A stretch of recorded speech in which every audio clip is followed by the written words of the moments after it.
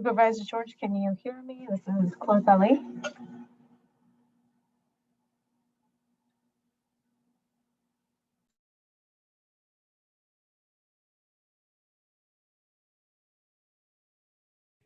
He is muted, but I can hear you, Clerk Ali, so I'm assuming everybody else can. I think he's muted right now. He might have stepped away. I don't know.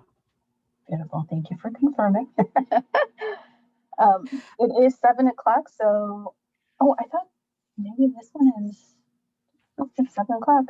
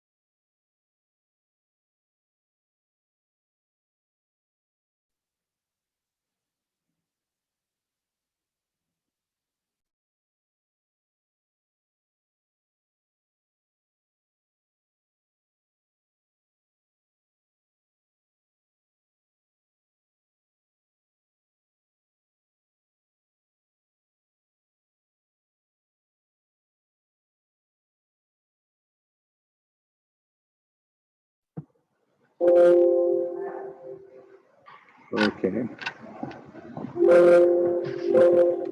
Hi, can you hear me? Yeah, I can hear you. Hi, how are you? I'm Felicia. Sorry, Hi. technical difficulty. Okay. Sorry about that. Okay.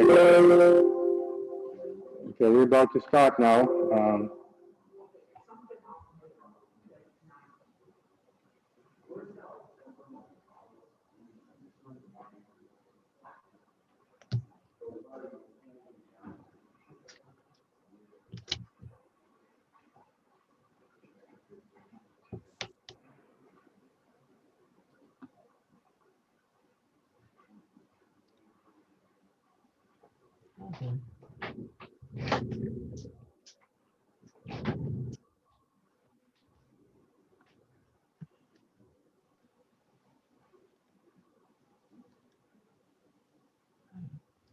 Okay.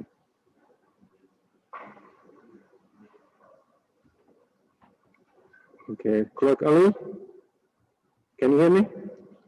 Yes, I can. Okay, I'd like to call this meeting to order. Can we start with the pledge of allegiance?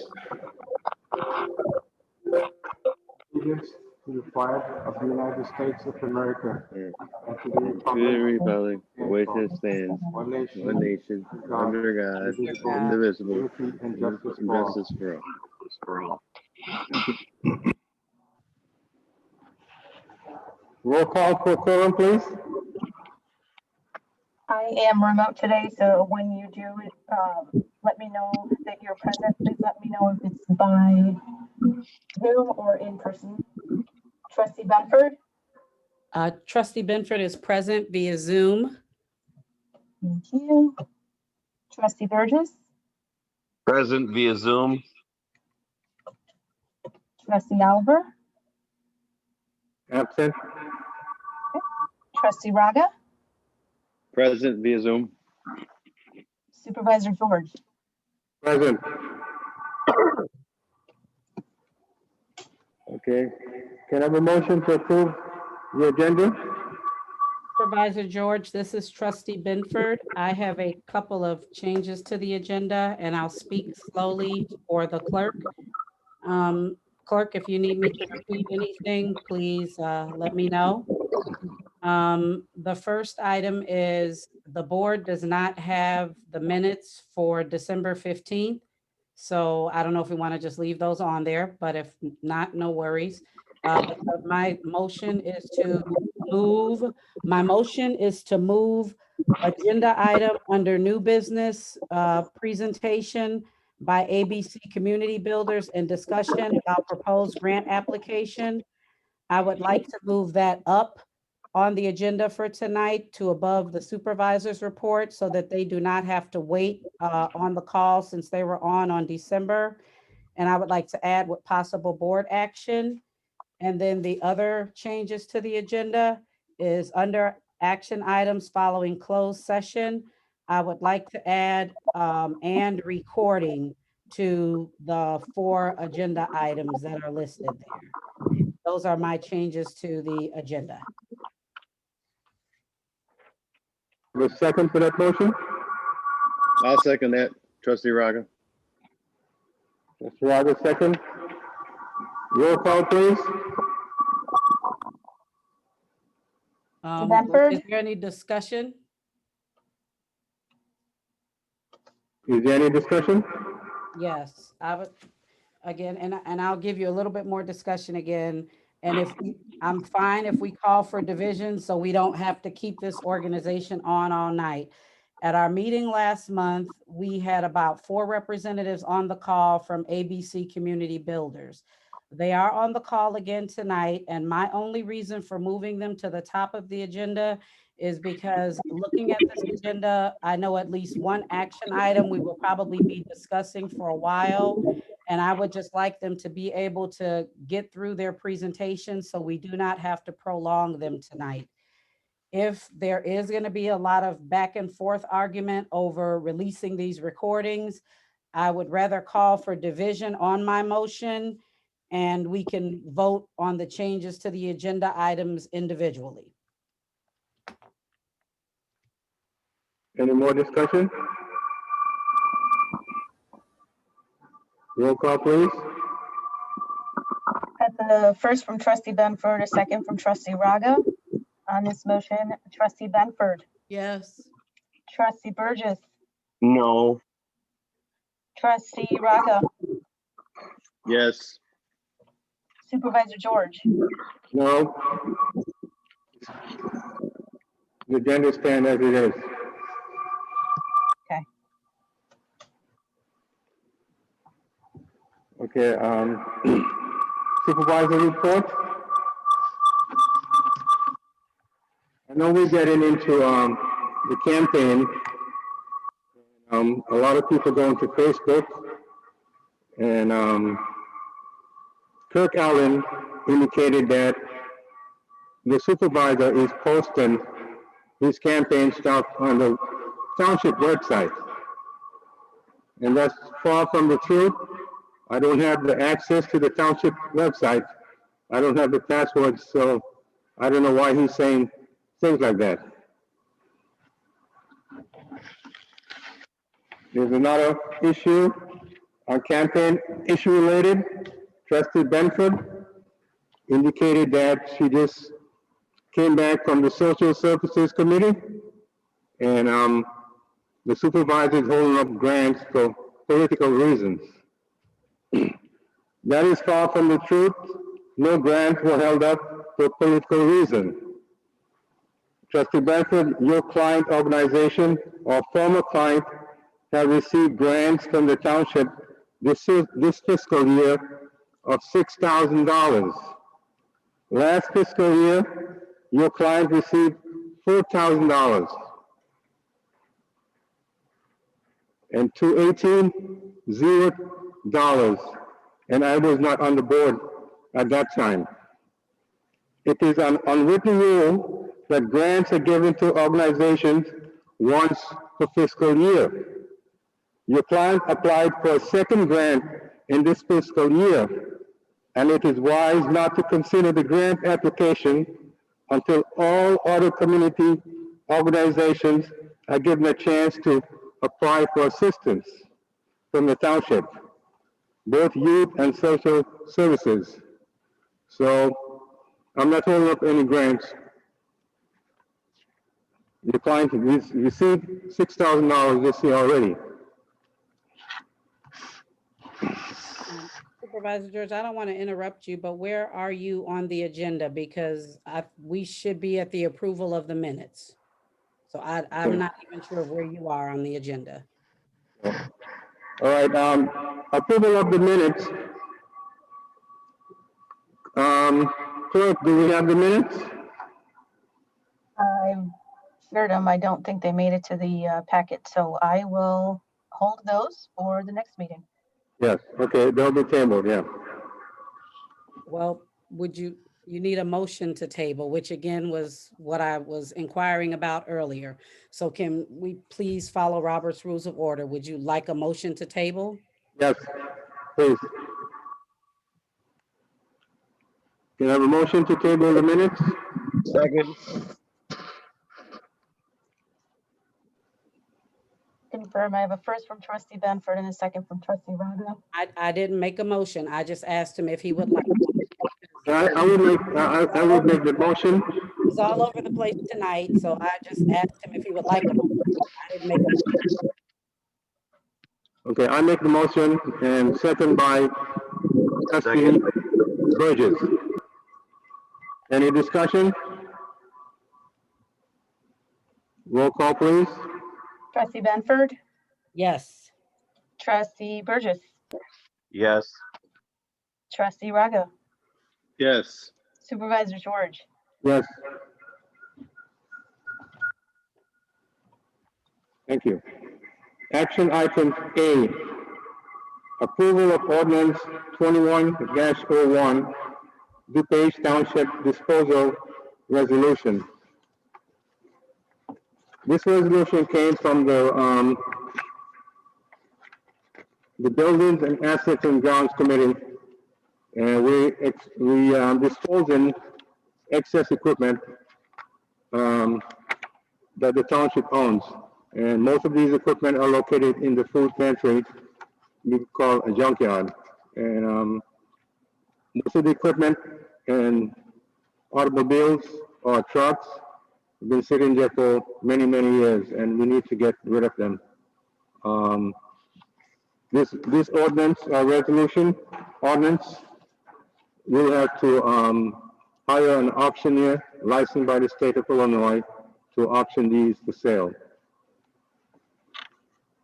Can I have a motion to approve the ordinance? So moved. Trustee Burgess, Second.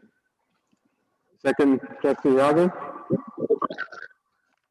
Any discussion? Roll call, please. trustee Benford, Yes. trustee Burgess, Yes. trustee Raga, Yes. supervisor George, Yes.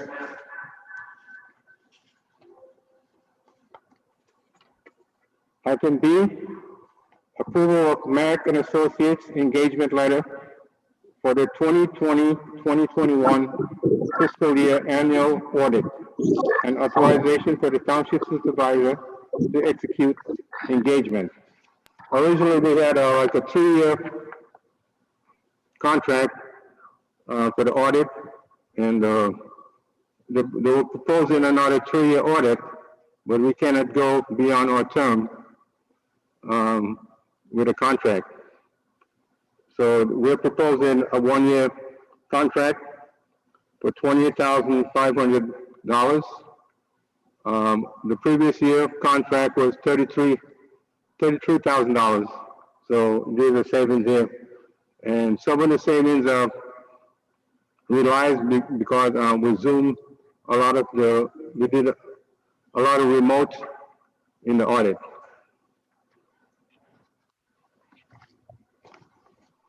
Can I have a motion to approve this? So moved. Trustee Burgess,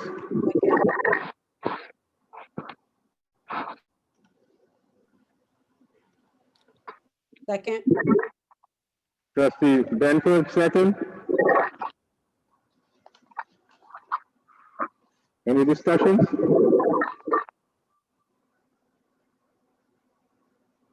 Any discussion? Roll call, please. trustee Benford, Yes. trustee Burgess, Yes. trustee Raga, Yes. Supervisor George, Yes,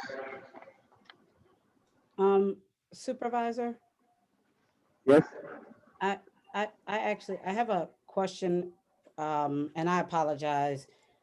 And this might be a question for our attorney. The disposal of the equipment, is that something that should be done at our annual meeting, or is it okay to do that here with approval of a resolution? It's okay to do with the resolution. Okay.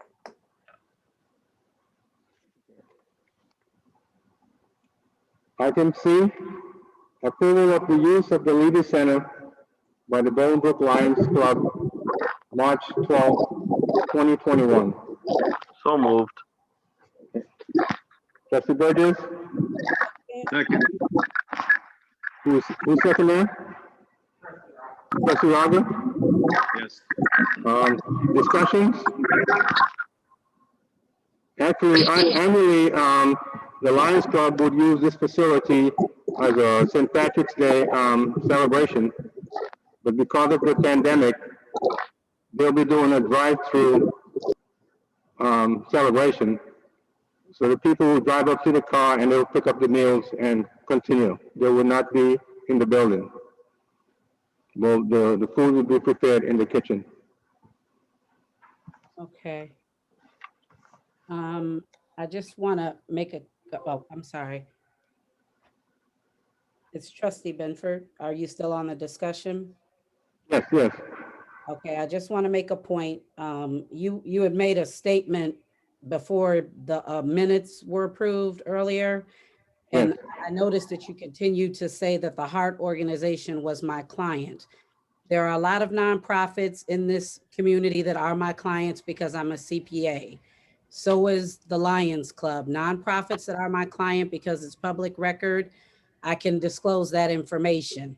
That's not an issue and it's not a conflict.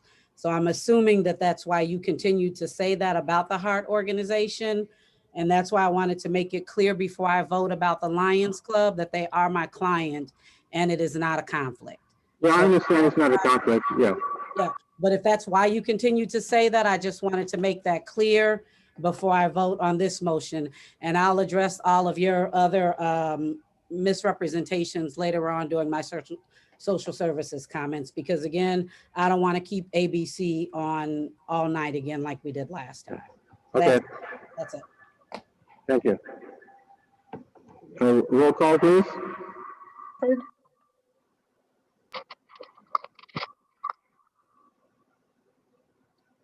Trustee Benford on item I'm C. sorry. Yes, clerk. Yes, I'm voting. Okay. Trustee Burgess, Yes. Trustee Raga, Yes. Supervisor George, Yes. Motion carried.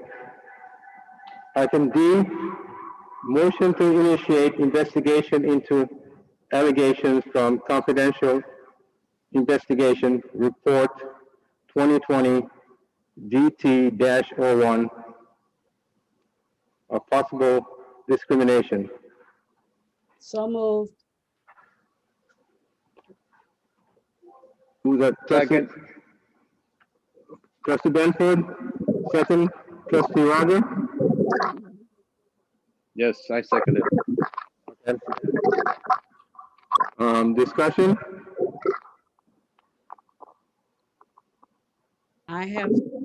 This is Trustee.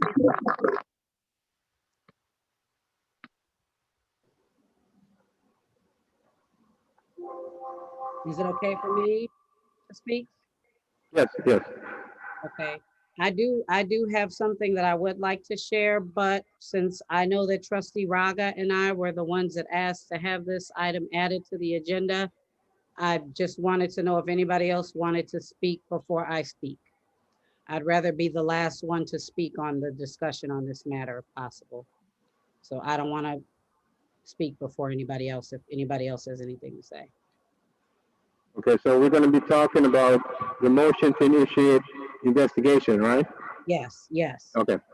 Well, I think if I can just add, I think it's important to be careful how much you're sharing. This was a confidential, well, it should have been a confidential report. So speaking as to the discussion of this particular matter has to be very limited, in my opinion. So I don't know what anyone is about to say, but I just, because of the nature of the report, which was supposed to be confidential, any discussion regarding contents therein, um, you just have to be limited in what you're saying.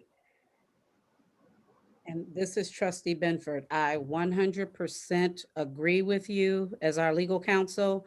And because of that, anything that I am stating is things that have been made public, and I have never, ever referenced or anything in that report publicly, naming any of the employees publicly. So anything that I have to say will involves either me or something that has already been public record. I will not be disclosing anything from that report. I do agree with you 100%. Okay. Yeah.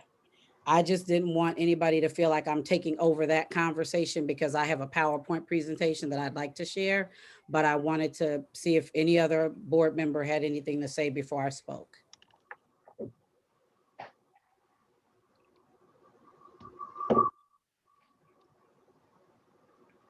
Anyone else want to say anything? Okay, Mr. Benford? Okay. All right.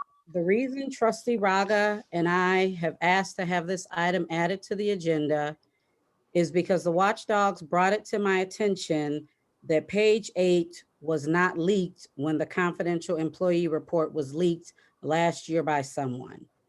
Prior to the special meeting that was called by Trustee Oliver and Burgess on December 4th, I went back over to the township and I took a look at what was contained on page 8. After Trustee Raga and I had the item added to the agenda for tonight's meeting, page 8, of course, was then leaked as I had expected it to be. That allegation was the one that the law firm said the facts were deeply concerning to them. The law firm interviewed every employee at the township during the other investigation, and there were over 350 pages of exhibits. It's my understanding that Trustee Burgess and Oliver spent approximately an hour or so reviewing the report outside of our executive session, which means they could not have possibly read everything contained in 350 pages of exhibits. Most of those pages were my response to the complaint. Also, the law firm told this board that there was zero evidence regarding discrimination and harassment as it pertains to me and the complainant regarding bullying surrounding me, asking questions about township activities. However, during the interviewing of all the employees and the review of evidence as it pertains to discrimination regarding the Black employees at the township, the law firm said the facts are deeply concerning. Trustees Oliver and Burgess and Supervisor George have never taken any steps to address this matter at all. I have a laundry list of things that will warrant this board investigating, and I want to protect the privacy and seriousness of this matter. What I would like to show you is one example of how I, a Black female, has been treated as a board member and what Trustee Oliver and Burgess will do to cover it up if we do not pursue this investigation. And I'm going to share my screen. Can you all see this? Yes, I can see it, Trustee Burton. Okay. All right. The first slide here is a text message exchange between me and Trustee Burgess from February 16th of 2019. Trustee Burgess refused to submit this in response to a FOIA request and said on social media that he was not giving up any of his text messages. Of course, that's a violation of the FOIA laws. I was only requesting the text messages so we could finally tell the truth about Trustee Oliver yelling obscene statements to me during our executive session. As you can see from this exchange on the screen, not only did he admit that she did it, he goes on to confirm that she's also done it to him in the past. And I actually hadn't even recalled that happening. And my last comment to him was, if she can do this to the board members, who is going to protect our staff if she does this to our staff? Now, it looks like Trustee Burgess would just be trying to cover up his lies when it comes to Black people being involved. And that's exactly what I experience every time I try to bring something to this board's attention regarding any employee. What are you talking about? I have the floor, Trustee Burgess. You can speak when I finish, but right now I have. You got a problem. Our law firm confirmed it when they interviewed the staff, and they said that this is a toxic work environment. And it's sad that the staff is being made to pick it up. Toxic when you're around. Supervisor, can I please just have some order so I can finish? I Okay. allow anybody that wants to speak. Continue. Thank you. I have never, ever told the staff that they have to pick a side. I have always told this staff to tell the truth about what happened because the truth will always prevail. Now you see right here where Trustee Burgess is actually confirming that she did it and that she's also done it to him. So now let's take a look here. Take a look at this slide. In a recent exchange, Trustee Burgess had with one of the watchdogs, Trustee Burgess said that she never used the F-bomb in our executive session. And he said that I leaked it, which is a lie, because I know the Open Meetings Act and I know what I can say and not say about what happens in our executive. And you violated it before, so stop. Supervisor George. Okay, continue. But what's important to note is that he goes on to say, I bet the executive session tape that would prove I'm telling the truth would just get lost like other tapes have. And then he says, oh, by the way, the majority of the board is needed and surprisingly it won't be approved. So not only would Trustee Burgess lie to help his fellow white board member and cover up. This is when you guys have control of the board because you have Mary Pat, you and Dennis all voting the same. Supervisor George, I have the Stop and talk. And you're not going to sit there and ramble on and make this a racist. Supervisor George, I have the floor right now. So I asked if anybody else wanted to speak. I will not interrupt you. Well, I'm not going to listen. I'm not going to let you just ramble on and not be able to say anything. You're going to sit there and call it racist. It's not racist. Supervisor George, you had a problem with the chair of the Supervisor meeting. I have a problem with George Can because you he's please get order and allow me to finish? You're not going to finish. You're going to ramble on for the next hour. Order, please. Thank you. Thank you, Supervisor. So not only would Trustee Burgess lie to help his fellow white board. You're lying. Oh, come on, Alicia. Did you falsely fire somebody? Yes, you did. Supervisor George, Supervisor George, can you please make the order of the meeting? And if not, then I want him off the call. This is a board meeting, and we should be able to conduct business as a board. He is being disruptive right now. And you're lying. Supervisor George, I would like to be able to finish what I'm saying. And if not, I'm going to ask this board to recess, and Trustee Burgess either has to leave this meeting. No, I'm okay, Supervisor, Trustee Benford, I'm trying to follow the text message. I don't understand what you're saying in terms of text messages. Because I'm trying to finish speaking. If he would allow me to speak, I will finish what I have to say and I will answer whatever questions you have for me. So I just want to be able to finish what I'm presenting. Which text message are you referring to right now? These are the text messages that I am referring to. And now I was trying to finish what I was stating regarding this information right here. Right here, if you can see my mouse moving, is where he states that our executive session tapes are being lost somewhere. I wasn't even aware of that, and I don't know if you were. I don't think that's we fired an employee back in the day. Okay, could you continue? I see that what you said. If he would just let me finish, he can state whatever he wants to state in response to what I'm saying. Okay. This last slide that I'm showing you here explains an incident that is possibly related to something later on the agenda. And this is regarding Trustee Oliver requesting copies of my emails for over a year, okay? Now, Does this have to do with the motion we're discussing right now? I'm almost finished, Supervisor George. The last one, this last item here is recent as well, and it shows what I believe is how the intimidation happens. The watchdogs issued an article regarding the handling of the COVID matter. And by the way, I understand that that is when you became upset with me and Trustee Raga, and I'm fine with that.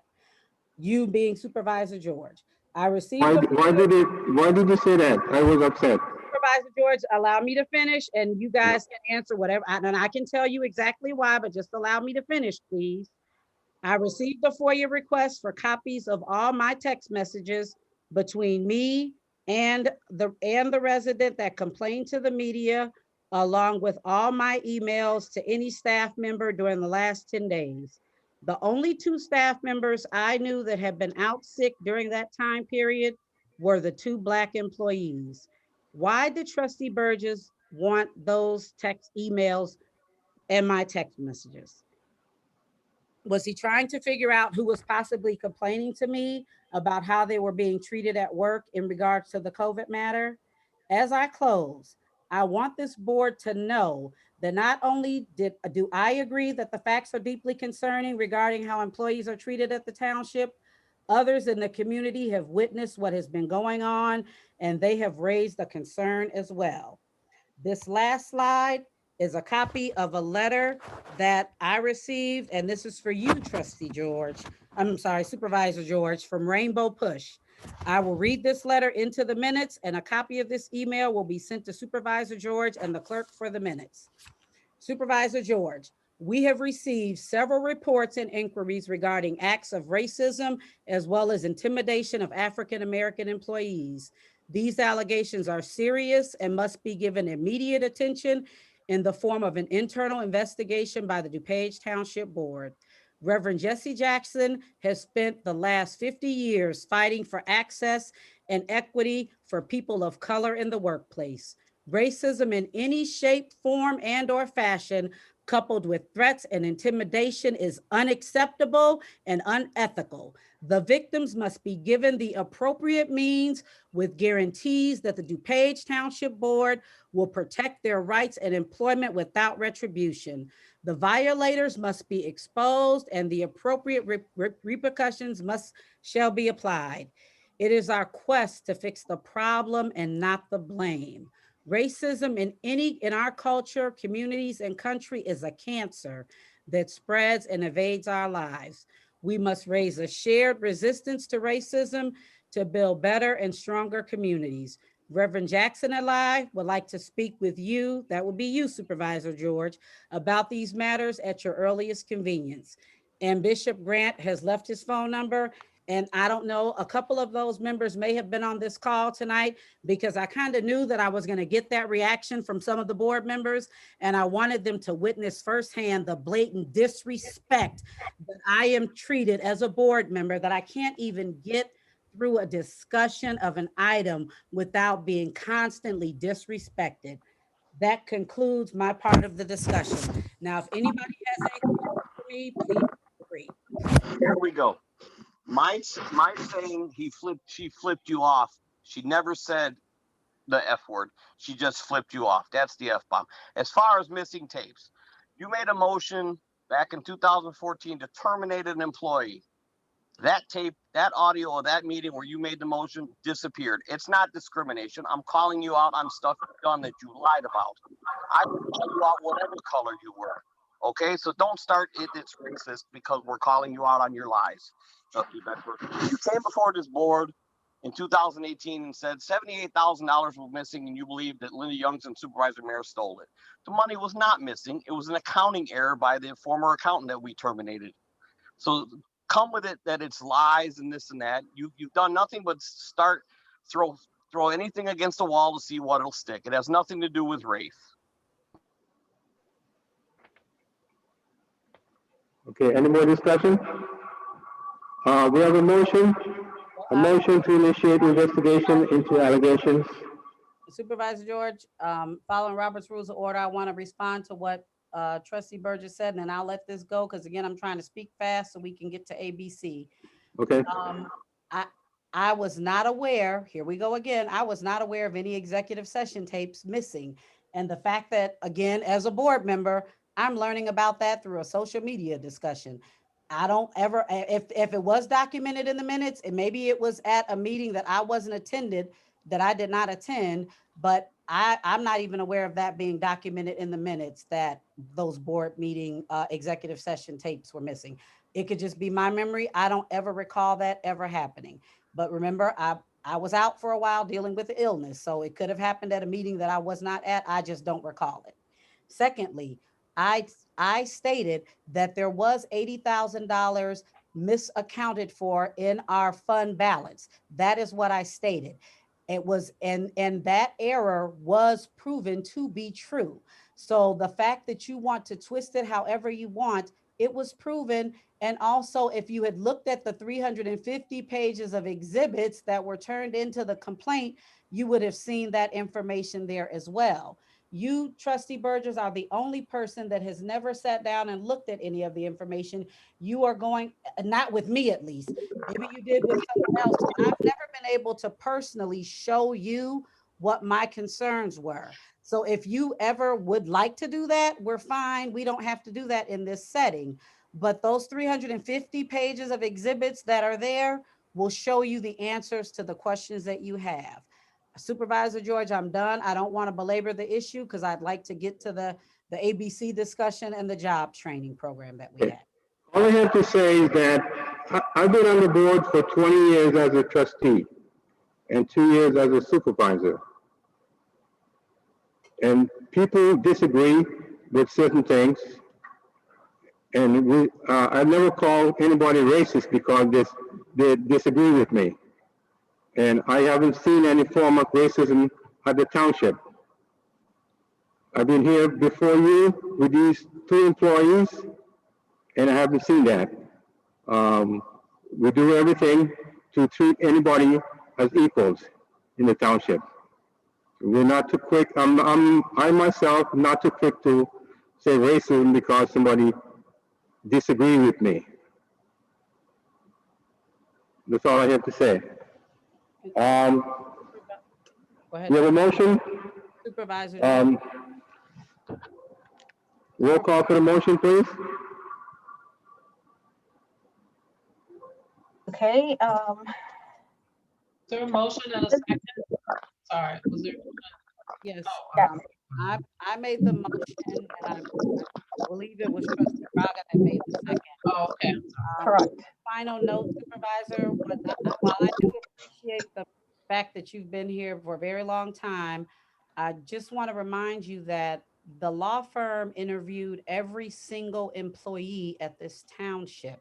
It wasn't just the 2 Black employees possibly that could have confirmed this. So the law firm is the one that said this matter is deeply concerning. And so all we are asking for as a board is to do our due diligence and allow this investigation to be completed so that we know that every employee is treated fairly. None of us as board members are at that township every single day. And for that law firm to tell me as a board member that it is a toxic work environment, for me as a board member to know that even when I try to bring a concern that an employee has to this board, I get my head chewed off when I'm just trying to tell this board that the employees are concerned. So to complete the investigation, they should be afforded the same opportunity as anyone else. And some people are afraid to come forward because they're afraid of intimidation and retaliation. If we as a board do our job and choose to have this investigation happen, then we're doing it as a board and the employees are not asking for it. So then there is no employee that has to feel intimidated.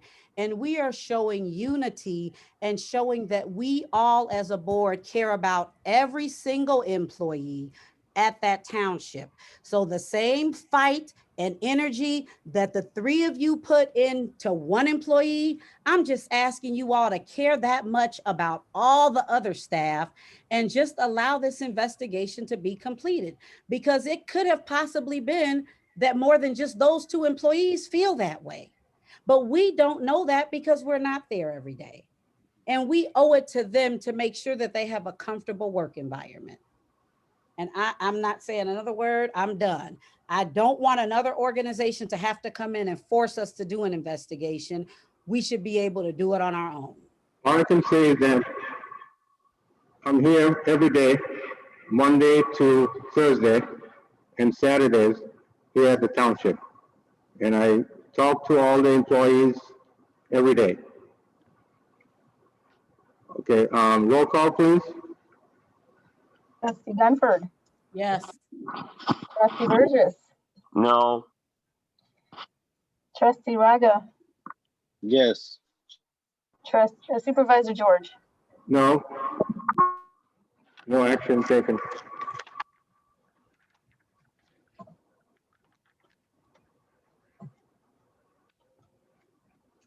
Audit of bills and claims. Approval of township bills and claims for December 11, 2020 through January 14, 2021 in the amount of $116,978.89. So moved. Trustee Burgess, do you have a second? Second. I'll second it. Trustee Benford seconded, Supervisor George.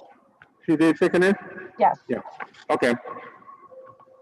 Discussions? Roll call, please. Trustee Benford, Yes. trustee Burgess, Yes. trustee Raga, Yes. Supervisor George. Yes. We're now into new business section. A presentation by ABC Community Builders and discussion about proposed grant application.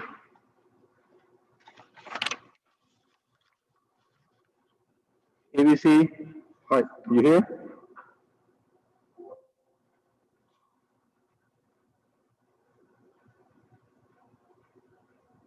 Yes, they are on the call. I'm sorry, this is Alicia Martin, president of ABC Illinois. Can you hear me? Yes. Okay, thank you. The gentleman that was going to share our PowerPoint presentation had to hop off of the call, so I'll do this without the PowerPoint presentation. But again, my name is Alicia Martin. I'm president of Associated Builders and Contractors Illinois chapter, and I'd like to thank you for the opportunity to present a little bit about our community builders program to you. I don't know if you've received our grant application, but there are details about the program in there. But I'll give the highlights and then open it up for questions if anyone has questions. But we are a statewide construction trade association with over 350 contractor members. And as part of our organization, we have a USDOL registered apprenticeship program. And we train over 300 apprentices a year. Back in late 2016, 2017, when crime was high in the city of Chicago, and we were at the same time our industry was experiencing a shortage of skilled craftsmen, we wrote for a grant to the Illinois Department of Commerce and Economic Opportunity, and were awarded a grant to leverage our apprenticeship training program and our nationally recognized construction credentials to help create career pathways for individuals who have barriers to employment. So what we have recognized is that for a lot of individuals that are experiencing barriers to employment, they don't have access into our industry. So we thought, well, we need people to carry on construction work. So let's take the training in the communities where these individuals live. So we created a 10 to 12 week boot camp style model training program where participants receive 3 industry recognized credentials. From the NCCER, the National Center for Construction Education and Research. They're our accrediting body, and then we're also registered with the Department of Labor. So they get 3 industry recognized credentials, and those credentials go into a national registry, so they're portable. but they get core, which is basically construction 101. They receive carpentry 1 and OSHA 10. So 3 industry recognized credentials. We chose carpentry over the other crafts because they can get the fundamentals of all the crafts in carpentry and then decide at the end of that training if they want to branch off into electrical, plumbing, HVAC. At least they have the foundation and fundamentals of all the crafts. Individuals can come into the program with little to absolutely no experience in the construction industry. And they come 5 days a week for about 5 hours a day, with 1 day of the week dedicated to mitigating those barriers that are creating problems for them to be able to be successfully and gainfully employed, such as if they have a court cost and fines and they need assistance navigating the system to get that taken care of, substance abuse issues, mental health issues. So we partner with a community-based organization to help with that, and then also employability skills. So resume writing, interview skills. 1 day a week is dedicated to just that. Then we never start a cohort unless we have enough contractors to source the individuals at the end, because part of keeping them engaged and interested in the program is bringing contractors in who are going to hire at the end of the program and talking with them so that that can motivate them throughout the program. So at the end, we have a career. Well, first I get letters from contractors that are members of ABC and any other construction firm that wants to participate and needs employees, that they're going to, 1, pay more than $15 an hour because these individuals have successfully completed a 10 to 12 week training program with credentials. And then we find out what's your sourcing need at the end of this 10 to 12 week period. So it's not a guaranteed employment, but we do make sure that we get commitments that there's going to be enough career opportunities at the end to fill those positions with members of the program. So during that 12-week program, one of the things that we found there are challenges with is math skills. So we do find also a partner to help with math tutoring. So we've had successful programs. So I guess basically, let me back up a little bit, that there were some, the main objectives of this was to create a talent pipeline for the industry to meet the demand, diversify and create a more diverse, inclusive construction workforce, and create career opportunities for individuals with barriers to employment, and also create a model that can be shared. We have done that. We've had over 170 successful completers. 97% of the participants have been minorities. We've trained in communities like Englewood, Lawndale, Woodlawn, Waukegan, Hazel Crest, Riverdale, and we would like the opportunity to bring this program to the DuPage Township. We've identified a community partner in Pastor Hudson, and we have submitted our grant application and would love the opportunity to have a cohort of 10 to 20 participants in your community. And I would be happy to take questions if anyone has any. One thing that I can note that we have seen as an organization, and we want to take the lead on inclusion, diversity, and equity. I actually serve on our ABC National Inclusion, Diversity, and Equity Committee, because these people come to us, the individuals that participate in our program come to us oftentimes with a little hope and little opportunity in their lives. And what we say to them is, you know what? You're here now and the opportunity is before you. If you're willing to work hard and complete this program in 10 to 12 weeks successfully, we're going to have employment opportunities for you at the end of this program. They come in skeptical.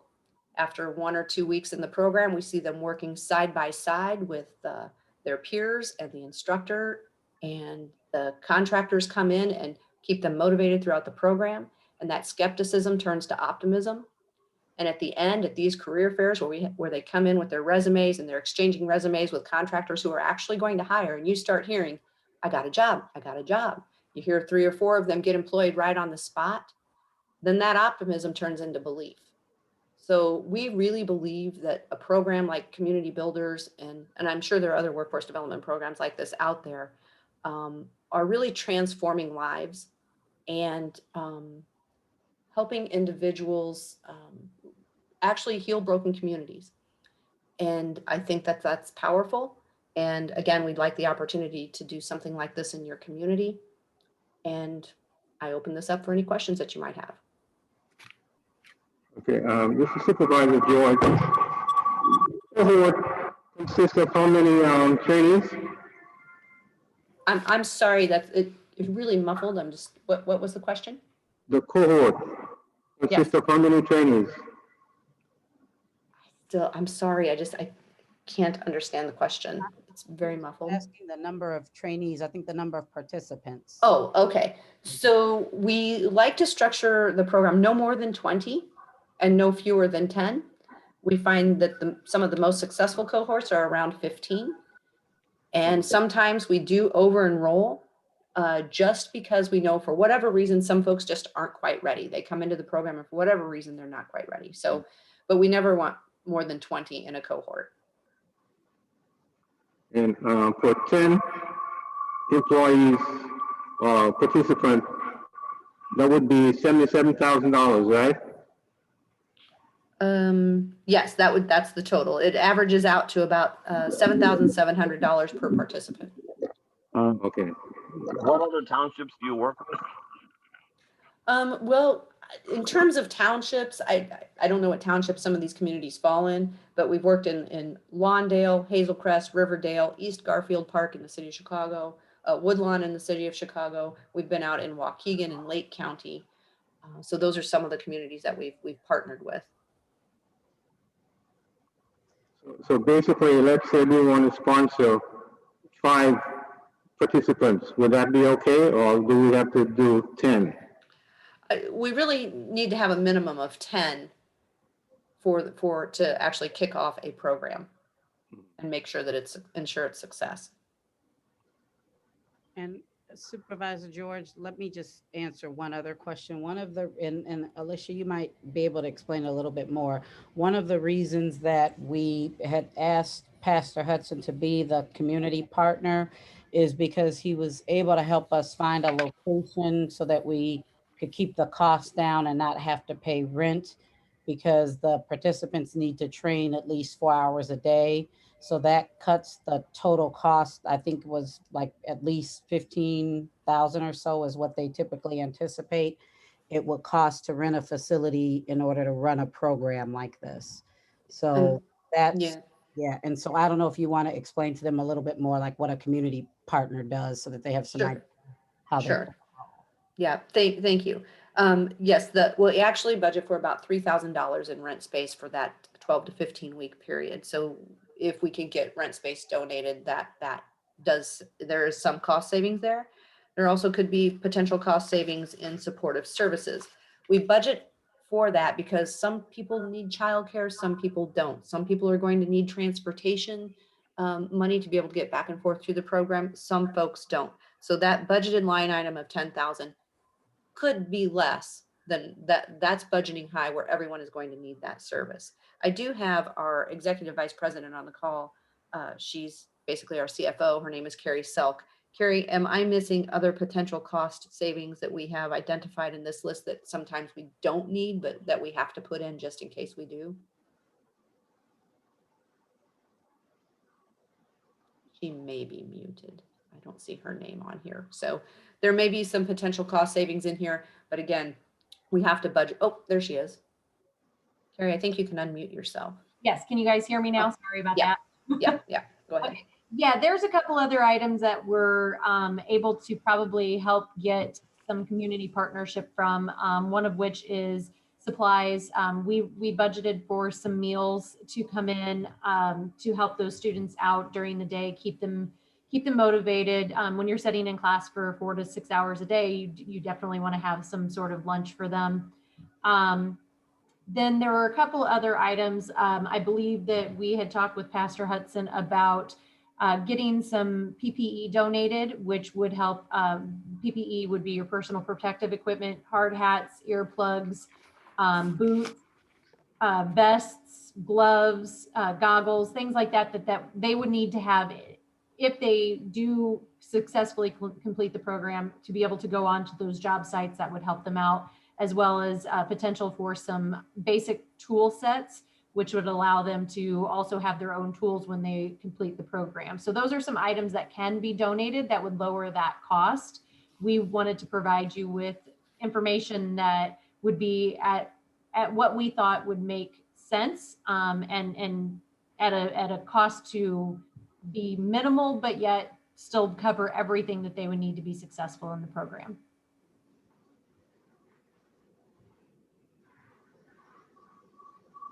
Trustee Benford, two questions that I can't remember if you guys covered, because of course I've heard the presentation a couple of times. About how many participants have gone through your program and how many letters of interest or intent have you received from employers in our area that would be willing to interview individuals as they graduate out of this program? We have, let's see, we've graduated over 170 folks from the program. We have a 70% successful placement rate. And I believe we have, at last count, and I haven't looked at some letters came in after we submitted the grant application, some additional letters. So I want to say we have over 30 positions to be filled.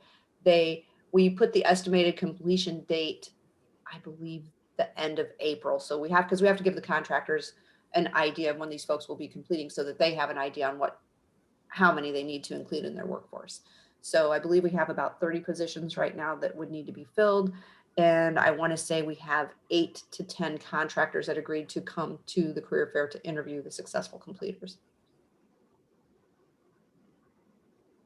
And then this is Trustee Benford. The only last comment I have for the board, the reason I asked them to look at 20 participants is I know they said 10 is a minimum, 20 was a max, was trying to figure out if this was something the board wanted to do, it would allow us to get the most bang for our buck. So to be able to allow 20 township residents the opportunity to become a skilled laborer, to have a job in this environment where there's obviously clearly still a large unemployment factor, we would have an opportunity to hopefully come together as a board before this term is over and start a job training program that would allow 20 individuals to have a job at the lowest cost possible. Because, obviously 10, 15, if 20 is the max and they could keep some of the costs down, then we would be reaching a larger number of individuals. So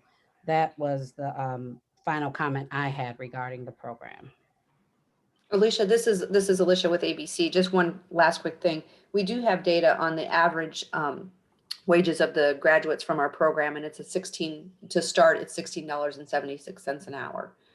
So we're pleased with that. And really, once you're in the industry and you show some motivation and ability, there's really nowhere to go but up. So if there are any further questions, I'm happy to answer any.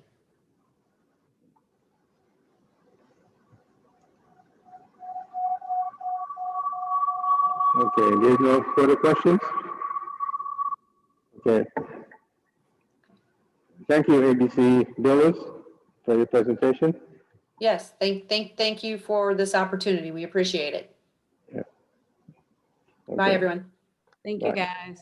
Bye-bye.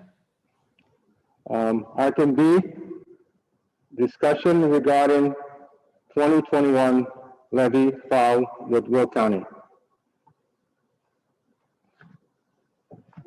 Any discussion? Did you want to talk about the letter, or I'm sorry, it's Trustee Benford. Is it okay for me to speak? Yes, yes.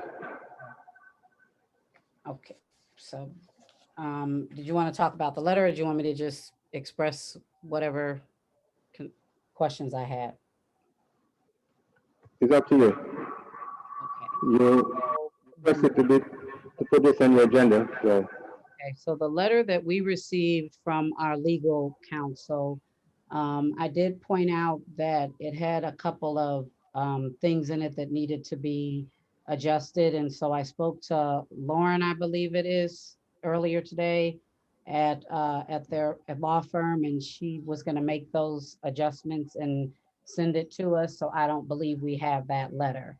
But I did want to just make sure that the board knows that, or some other comments I wanted to make is that I explained to the board last month that the levy that you guys were voting on was incorrect.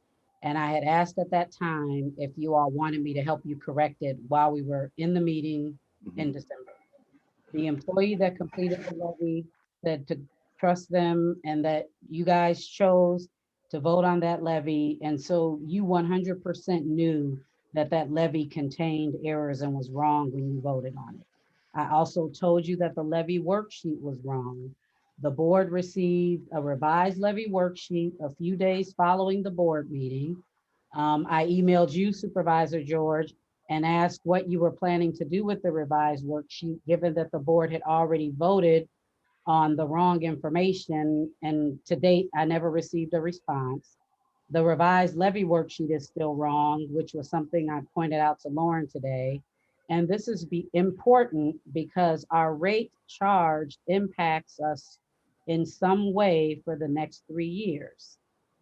I have said this several times, and my concern is that the board is constantly being given information to make a decision on that isn't always correct.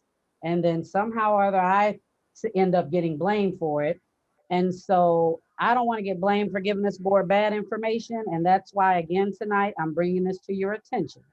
So Supervisor George, are you aware that the EAV amount listed under, and I'm going to share my screen again so that everybody can see it.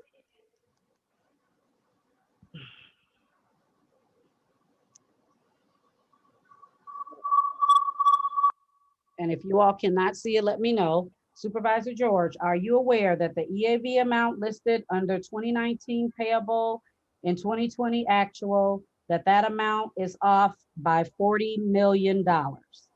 This impacts our rate, and I'll say it again, $40 million. This amount impacts our rates and our ability to make decisions on the tax levy.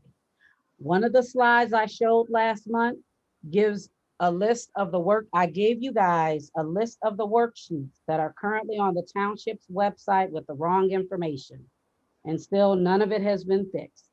The only reason I know that this is wrong is because I was asked by the supervisor and an employee to assist with the levy calculation this year.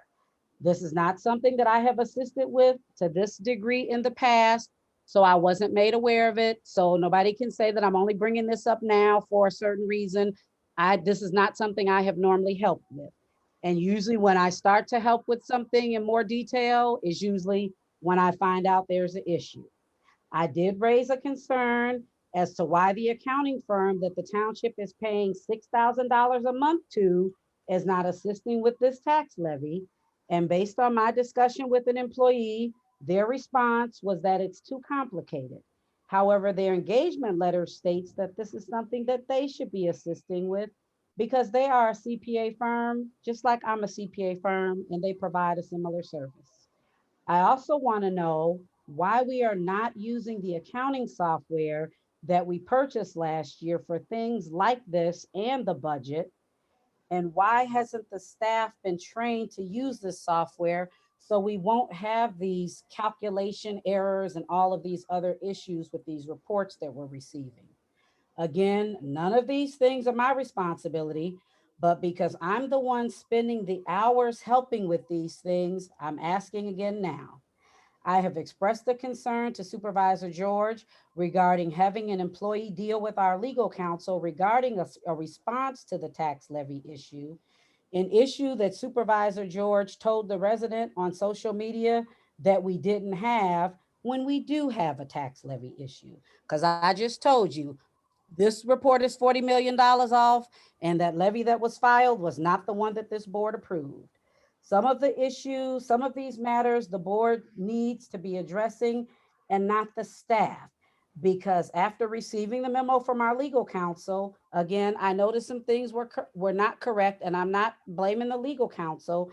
I'm just saying if the board was handling this, we probably would have a memo that we could be reviewing tonight that had accurate information.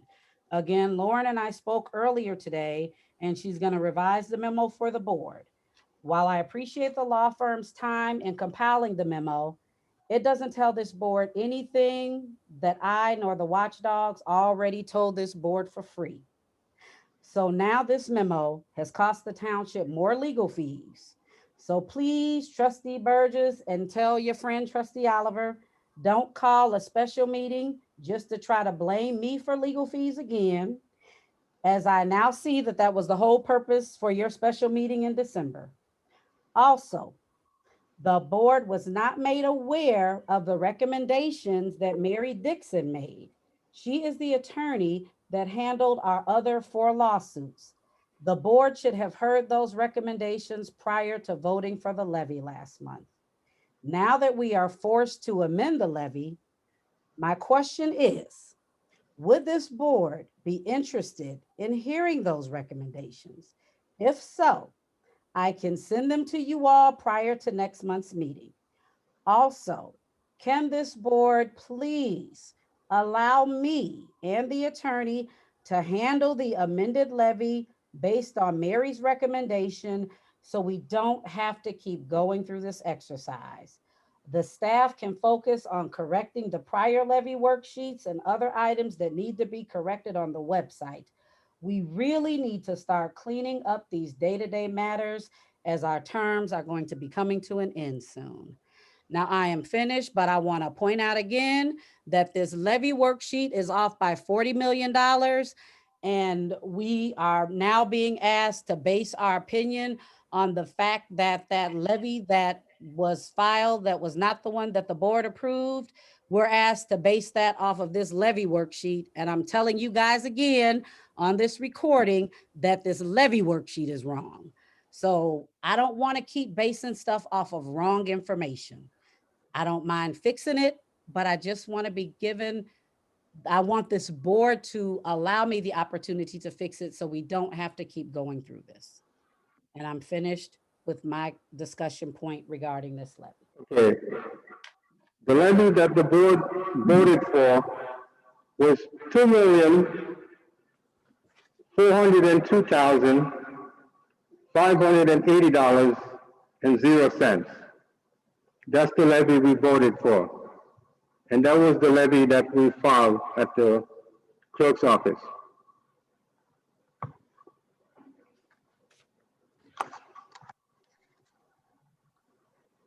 I'm just wondering what the attorney thinks on this. Well, the information that I had been given, and that's why this is new to me and she's accurate, is because the information that I had been given was that the levy worksheet always stated like there was a $98,000, if I'm not mistaken, for Social Security. And then I believe that, however, it was listed as 95. So that was the discrepancy that I was aware of. And based on that, you know, it was a clerical error. And with that type of an error, it can be like a Scrivener's error or clerical error. And there is case law that allows you to amend or make any clerical mistakes, even if those are pertaining to like itemization and statement purposes, which is what my understanding was that was, because I believe what happened was it was on page 4 where the Social Security amount said 95. It was, you know, from 95 to 98,000. And because, if I'm not mistaken, because I'm trying to remember the conversation, because it was always that where the total of all funds, it was equaling the amount of the total levy, which was like 1.9 million. And there was just that $3,000 difference. That was my understanding of what the difference was. This $40 million is new to me. This is not information that I've heard prior to now. So, you know, that's new information, and, you know, I can talk to Lauren, but the memo that we sent that Trustee Benford is referencing was based off of different information than what was shared on the screen tonight. Right. And Thank you. Alicia, Lauren and I did speak earlier today on those 4 items that I emailed you. Yes. And she was going to make some changes. And she and I did walk through this EAV worksheet, and I explained that. I can't remember everything that she was going to change exactly, and so I don't want to start trying to quote the legal language, but she did say she was going to make some changes and then resend it. I Okay. just don't think she was able to do it before this meeting. So again, I know that you wouldn't know that because that was a discussion that Lauren and I had earlier. Okay. So I was showing the board though, the levy worksheet part of it as well. Right. I understand. And Lauren again was aware that I was going to bring this up to the board tonight because I'm not trying to throw you guys under the bus. So she was definitely aware that I was going to bring this up.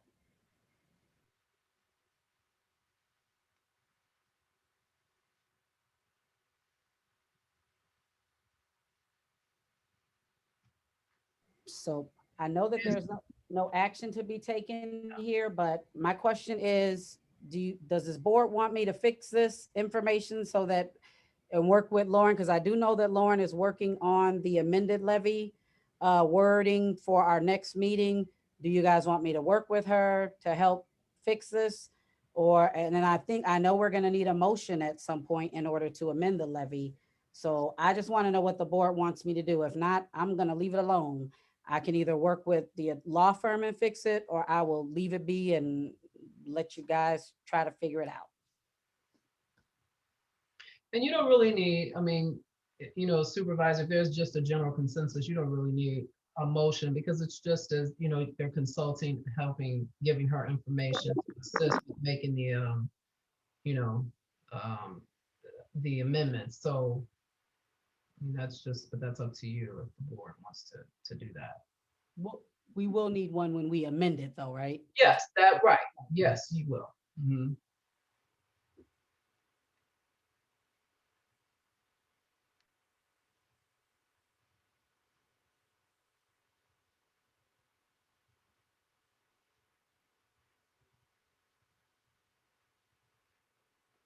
Is there a consensus or?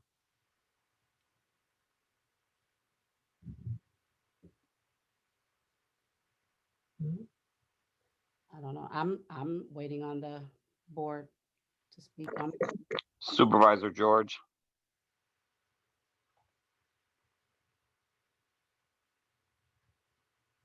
And just so that everyone's clear, tonight is not amending it. So once it is amended or there's if you do decide and you're amending it, that will be an action item in this next meeting. I said let the supervisor look into it. But I mean, because it is given notice to, on your agenda that this is, you've given notice that you're talking about it. Since it is on the agenda, if you want to make a motion to,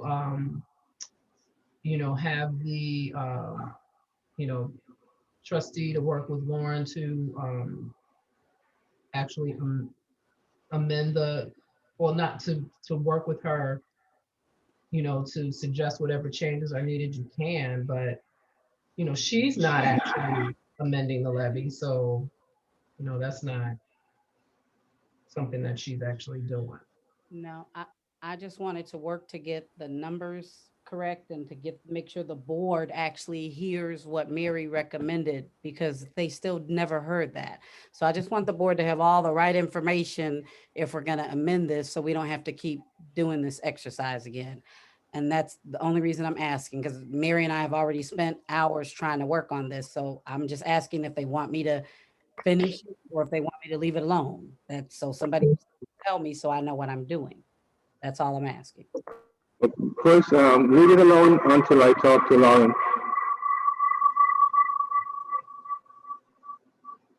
Yeah, we've had enough. Yeah, let's leave it alone until he can investigate it.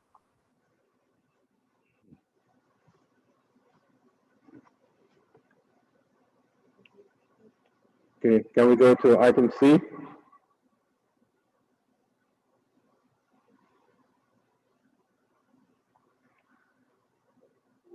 Discussion regarding investigation of unauthorized release of confidential employee report. Trustee Benford, you requested this to be on the agenda. Yes. Can you lead off? Yes. Can you guys hear me okay? Yes. So first, let me say that I'm not surprised that the report was leaked. Honestly, again, like I stated earlier, it shows the culture and the lack of respect for employees of the township. The township sent a letter to the person that leaked the report, but no further action was ever taken. I was surprised to see that Trustee Burgess and Oliver requested an agenda item in November to address a concern raised by the person that actually leaked the report on social media, but has never shown any concern to place an item on the agenda to ensure that confidential matters regarding employees are kept confidential and distributed to the public via the proper channels, which Benford, can I interrupt for a second? I, I This would, employee report, I would which like, report is that? can I finish what I'm stating, No, I'm please? asking you, what report is this? This would be that the report that was leaked regarding the investigation that happened earlier this year. Oh, okay, all right. The pages where the page 8 disappeared until I started asking about the discrimination, and then it reappeared. So that one, yeah. Okay. I learned that trustees Oliver and Burgess spent about an hour or so viewing the report in a room alone. And so after seeing that the board took no action, I actually inquired about who reviewed the report and how they did it, because I actually am taking this serious. And no employee's information should be leaked, that this board, we should be taking some action. So I know that, and I'm not, if a frustration is coming across, it's because I'm tired of the employees not being given their proper respect. We have more than one employee at that township, and everybody deserves the same level of respect. And that's why I am going to continue to say what I'm saying. So I learned that Trustee Oliver and Burgess spent about an hour or so viewing the report in a room alone. Each time I reviewed the report, I sat in the HR person's office and I wrote any notes that I had. I also asked to look at the exhibits and the larger report as well. Again, there were over 350 pages of exhibits, like I stated earlier, and I doubt Trustee Oliver Burgess could have spent an hour. If they only spent an hour, they clearly couldn't have seen all 350 pages. So the law firm also confirmed that, and I stated some of this earlier, and I keep repeating it, that there was no evidence to support the allegations. This board has a duty to find out who leaked this report, and they need to follow through on the next steps that were outlined in the letter provided to the person that leaked that report. This misinformation is being made public, and all it's doing is creating more of a toxic work environment, because words on that report are being misconstrued, and all the other employees honestly probably are feeling like they don't even matter. Nobody else matters but one person if you look at social media. So this board should at least take some action and figure out who leaked the report. I know I didn't. I was never left alone with that report. And the HR person will tell you that once that report got leaked and I needed to ever look at any page, I would give her my cell phone so I would never be blamed for taking any pictures. So somebody on this board leaked that report. I'm assuming, because we would have been the only ones that had access. And the fact that nobody, the supervisor, nobody has tried to do anything to find out how that report got leaked is a concern. And that's why I asked to have this item to the agenda, added to the agenda, to say, can we take the next step in that letter and do what we need to do to figure out how our confidential employee information is getting out there? Okay, so when I went and reviewed the report, I laid my phone and left my phone on the HR person's desk. And yes, since I witnessed a lot of the claims in the report, I didn't need to go read all 350 pages. I reviewed it for an hour.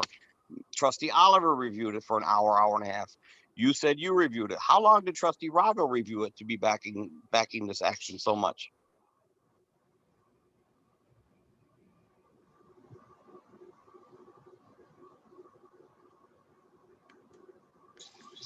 Oh, you want me to talk now, or? Yeah. Yeah, I reviewed it too. I reviewed everything. And I discussed it with trustee Alicia, and came up with the same conclusion. So you guys can say whatever you want to say, but I didn't leak it. I didn't have to go to the office to review it. So I didn't have to have my phone handed over to anybody. How did you see it not in the office, Dennis? I seen it. We were in executive session, and I seen enough of it to know. 20 minutes. So you reviewed Yeah. the entire 500 pages in 20 minutes. No, I didn't review the whole 500 pages, and I'm not telling you I did I? No, I did not say I did. But I've seen enough to know, and I've heard enough to know that whatever you guys leak is not true. So you're saying I leaked it? No. How can you review off of 20 Excuse minutes? me, Trustee Burgess. I didn't say anybody. I didn't say you leaked it. I didn't say any names. So if you feel like you felt that You said you're. You want to let me talk, or you want to just keep talking? I like to ask what the attorney thinks. And just for the record, Trustee Burgess, I didn't say you leaked it either.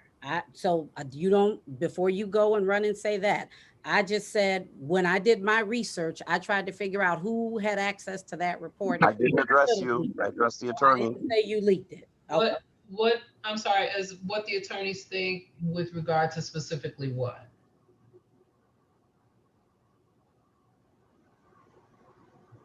I mean, I hear you talking about the report and possible release, but I mean, what are you specifically asking? My thoughts on the release of it, or should there be an investigation? Like, what is it specifically? What your thoughts are on investigating who released it? Well, one of the things that I think is important to note is that anytime you're having, you conduct investigations, whether it's for, discrimination, misconduct, whatever the case may be, and that information is supposed to be confidential. And for some reason, it isn't, it becomes where it's no longer confidential. I think there is a problem and there's a concern. Now, whether that investigation occurs in the form of the director, like especially if it's involving an employee, the supervisor can do, without any board approval, the board doesn't even have to act on it. The supervisor can say there needs to be an investigation done because there may be some work rules or some policies or procedures that are being violated by releasing information that's a part of an investigation. Because what you will find that'll happen is if you're having investigations that aren't confidential, you aren't going to have thorough investigations because no one will feel as if the information that they're giving you that should be confidential will remain confidential. So that's a problem. If it's not dealing with employees and it's dealing with you, with the trustees who aren't employees, then, of course, I don't have to remind you of what everyone's responsibilities and obligations are as far as fulfilling your role as a trustee. Now, if you as a board want to vote to try to have an investigation amongst yourselves as to how the information became or was released, you can do that. What's the most that'll happen? Okay, you can censure. You could say, okay, we'll censure the employee. If we're able to determine that this trustee release the information, then we're going to censure them. But that's, if you know anything about censures, it's really just a public reprimand, and it doesn't mean that anything really is going to happen. It's just, some people use it as a form of embarrassment. But you can publicly just say, or you could put on the record and say, look, this is wrong. This person did this. But other than that, and they're really, people that have done that, it doesn't mean anything. There really isn't any impact of a censure. So I never recommend even doing that. So then you're left with the fact of, okay, so then what can you do? As a trustee, if we find out amongst ourselves that we are, someone has released the information, then what do? Well, you put it out there and you say that, okay, this person is leaking information. They're not respecting their, responsibilities as a trustee. but that's the extent of it. That may be enough for everyone, and that may be what everyone decides they want to happen. But as far as if it's not really involving the employees, you as the trustees have to determine, is this important enough of an issue that you want to investigate it, see if you can get some results, and put it out there as to who's leaking the information. The problem becomes too, though, how much information are you going to gather from trustees? You're not talking about employees, you're talking about the trustees. So the investigation would consist of, getting information from each of the trustees. And I don't know how fruitful, or forthcoming that information will be. But yes, as a board, you can determine if you want to try and, do an investigation to see if any trustees, leak the information. That's something that as a board you can do.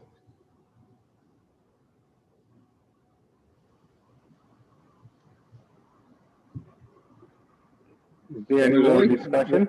There's only 5 of us. It's not too hard to figure out who leaked it because there's only 5 of us. It's not like we're talking about 100 people.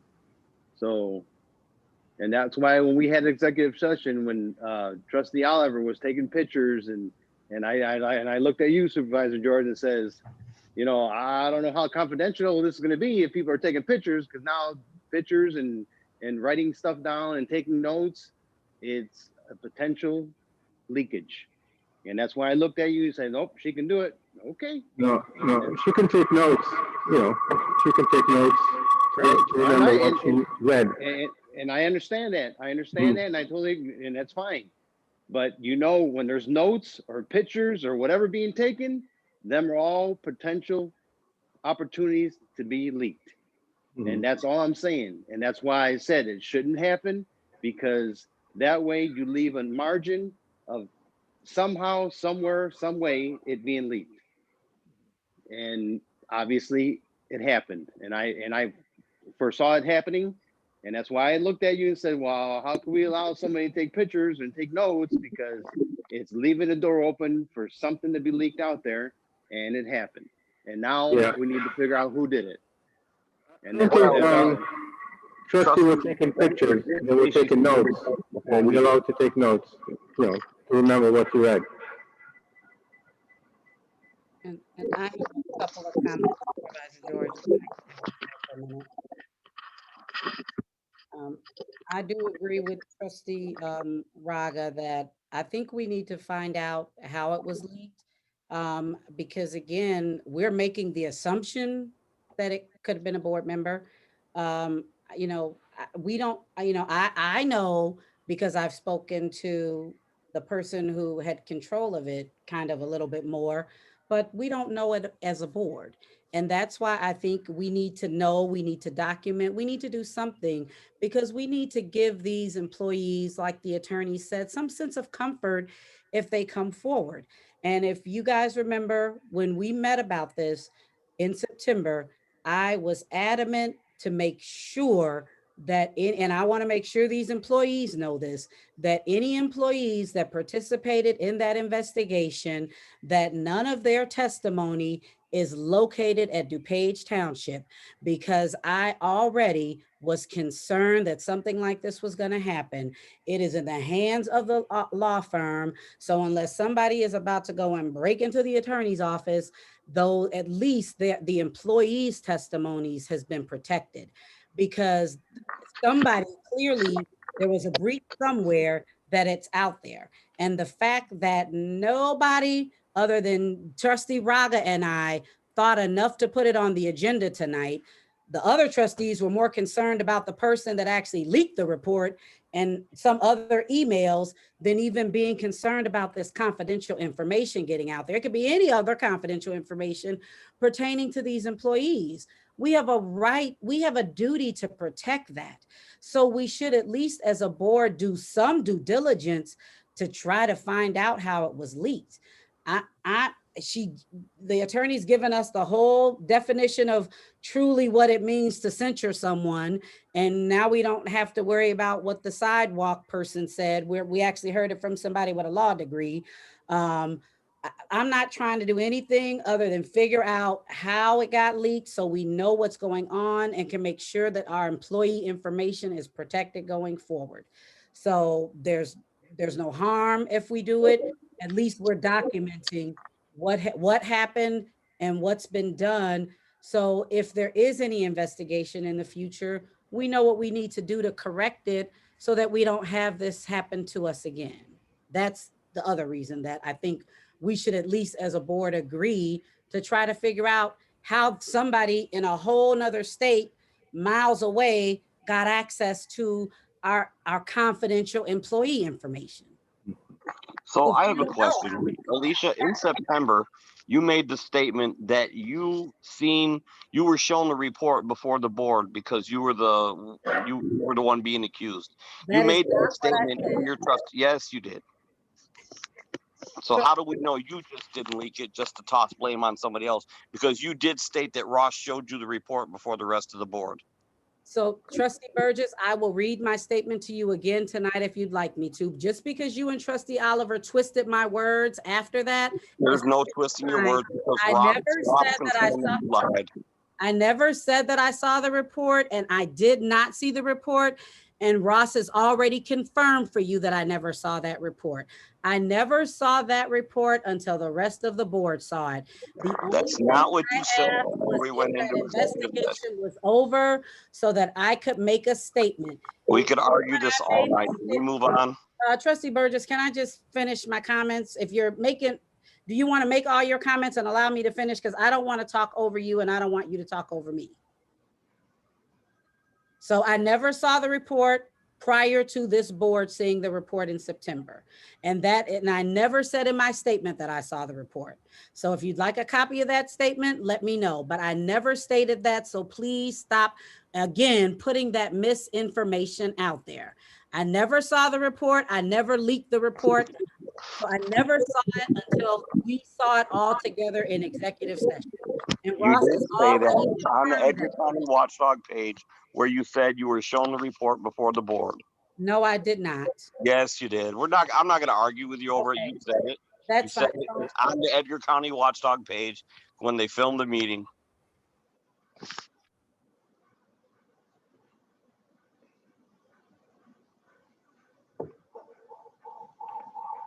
Okay, item 3, discussion. Is there any more discussion before we move on? So is there a consensus as to what we're going to do, or are we just going to keep moving on from everything, Supervisor? We're going to move on. No, so we're not going to try to figure out how the report got leaked. I'm asking the chair of the meeting, Trustee Burgess, not you. Supervisor George, are we going to do anything about it? I move that I make a motion that we investigate it. to release. I make a motion that we open up an investigation to figure out who released the confidential employee report. I second it. I second it. Trustee Roberts, second. Any more discussions? Roll call, please. Trustee Benford, Yes. Trustee Burgess, No. Trustee Raga, Yes. Supervisor George. No, it doesn't go anywhere. Yeah, Item once D, again. discussion regarding investigation of release of Trustee Benford's unredacted emails. Trustee Benford, you requested this to be placed on the agenda. Can you lead off? Yeah, if the employees don't have any rights, I know I don't, but I'll ask for it anyway. An initial complaint filed earlier this year contained 11 allegations. After I requested copies of evidence regarding the 11 allegations, one allegation was dropped. As I reviewed the evidence for some of the allegations, I noticed that the evidence was emails that I had never sent to the complainant. I have already confirmed that the supervisor nor the attorney gave the complainant copies of those emails. During my research, this is also when I learned that Trustee Oliver had been requesting copies of my emails for about a year. And I made you aware of that, Supervisor George, because you weren't aware of that either. Supervisor George, I remember you stating that you assumed that Trustee Oliver had given the copies to the employee. But again, I don't want to make assumptions. I want a definite answer of how the employee received those emails. Some of those emails were only shared with our legal counsel, the Bolingbrook Police Department, and the FBI. How an employee obtained them is important because there is an ongoing criminal investigation. And I'm not even gonna belabor anymore showing it on the screen because it's irrelevant. But in September, Supervisor George, I sent you a list of emails that I knew had only been sent to either you, Trustee Raga, or to our legal counsel.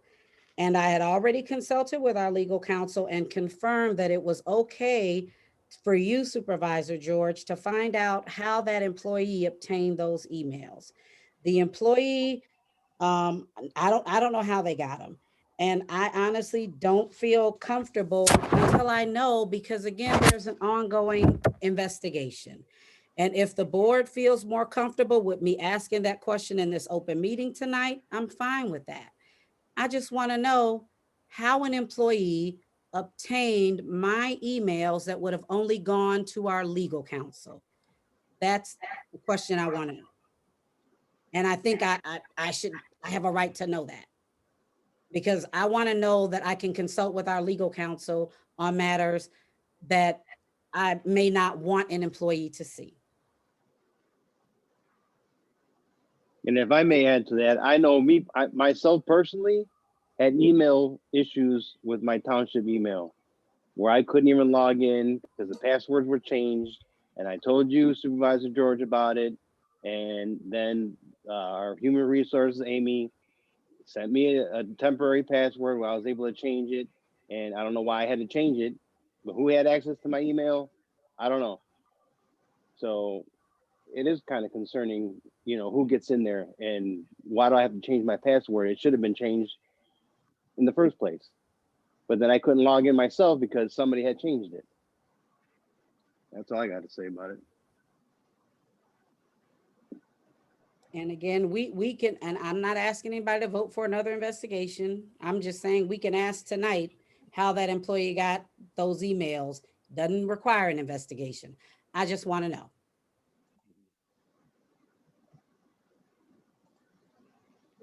Any other discussion? I'd ask the attorney what she thinks we should do. Because I know at the time we had just changed internet providers. That's why we were all locked out of our emails for a day or two. Well, I think this was that. and what I had mentioned before, I believe it was either the supervisor or trustee, that, a lot of these things the supervisor can, this is once again, if we have a situation where something is being released inappropriately, or then, there's a possible violation of work rules or policies. And the director, even without having a motion, the supervisor, I apologize, can direct, or initiate an investigation to determine if an employee has, violated any work rules or policies. And that's something, as a supervisor, that's one of those type of things that don't always have to be taken to the board. If they're like workplace violations or, any rules of conduct that you believe have been violated, then the supervisor can absolutely initiate that investigation, and then just, update the board on whatever the findings may be. Thank you. And just so you know, Trustee Burgess, the only reason I brought this to the board is because I actually sent Supervisor George an email back in September just asking the question, and it's been 3 months and I still haven't gotten an answer. So at this point, I'm going to make a motion to open up an investigation to find out how how Trustee Benford's unredacted emails were released. So can I please get a second? I would like to find out. And I don't think I'm going to get it, but I'm going to at least put a motion out there on the floor. I'll second that.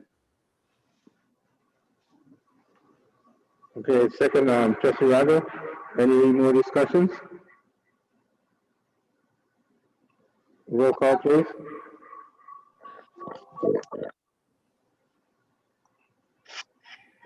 Trustee Benford, Yes. trustee Burgess, No. trustee Raga, Yes. supervisor George. No. No action to be taken. Reports from administrative staff and contractors. A, legal report, township attorney.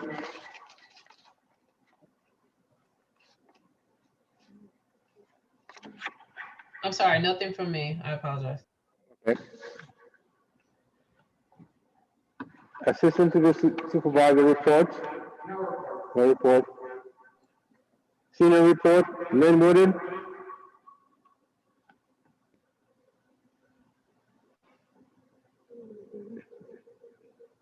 Is Lynn on Zoom?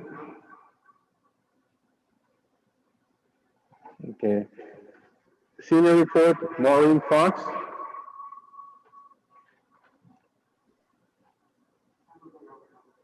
Food section report, Dave Rock is on vacation right now.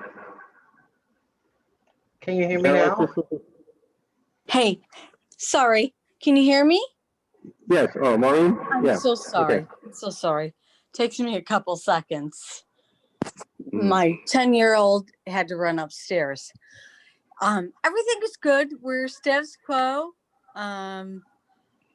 We're still, our doors are, even though they're closed, we're still working on people. My people are still getting their services done. And so we appreciate it. So life is great. Happy New Year to everybody. Please, peace, hope, and love. Okay? Yeah. Thank you, Maureen. Thank you, Felix. Okay, general assistant report, Kimberly Owens.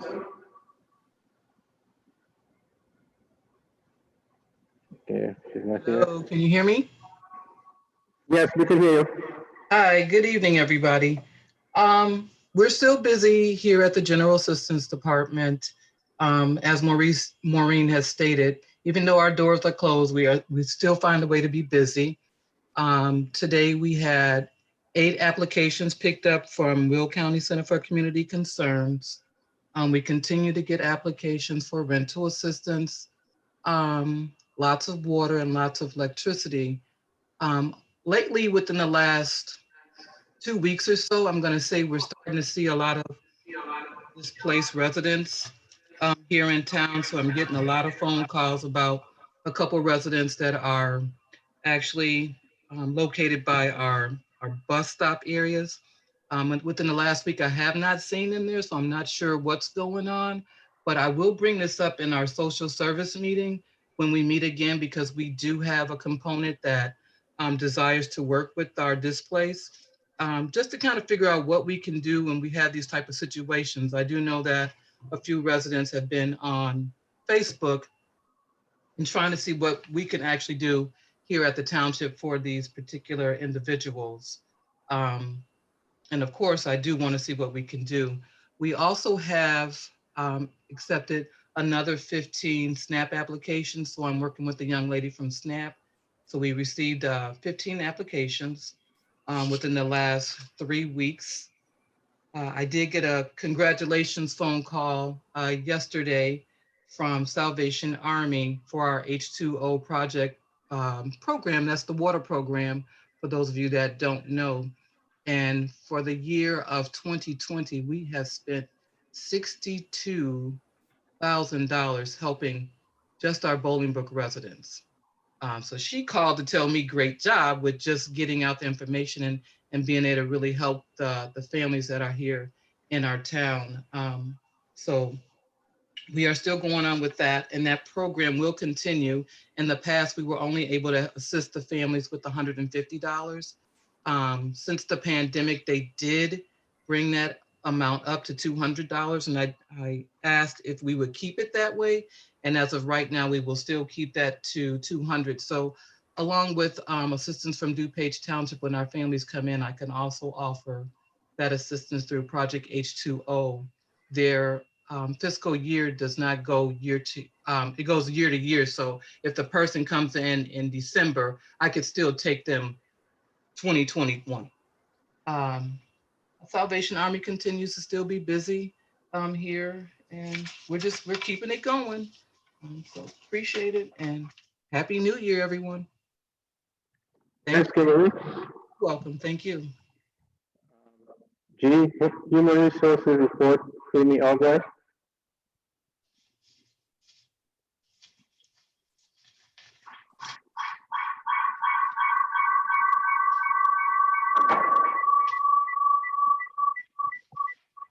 Okay, good evening. Illinois Public Risk Fund Safety Grant is now open for applying for. Our award amount this year is $901. I'll be submitting the application for that shortly.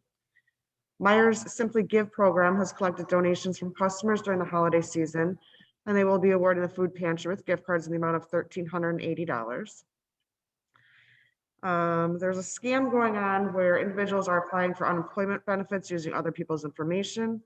I've had to dispute several claims for several different employees that were affected by that. Working with our accountant currently to prepare the documents for our annual Illinois Public Risk Workers' Comp audit for the period of January 1st, 2020 through December 1st of 2020. That will be submitted to him shortly. We had a vehicle accident at the Alexander Cemetery that caused some damage. Unfortunately, the driver that caused the damage did not have insurance. We had to file a claim through our insurance company. We're waiting for repairs and we'll submit that to our insurance. I had our quarterly review with our IT company the other day. He did advise me that there's a couple of PCs that are outdated and will need replacement soon, and he's going to be providing quotes that I will then submit. That is the end of my report. Thank you, Amy. Banquet report, Kelly Lozado? No report. No report. Okay. Elected officials and advisory committee reports. A, assessor. B, clerk. Oh, I'm here, Assessor Kelly. Okay. Hello, this is Jean Kelly here. Our appeals with the Board of Review have closed, and their notices will be going out in the mail to anyone who appealed their assessment.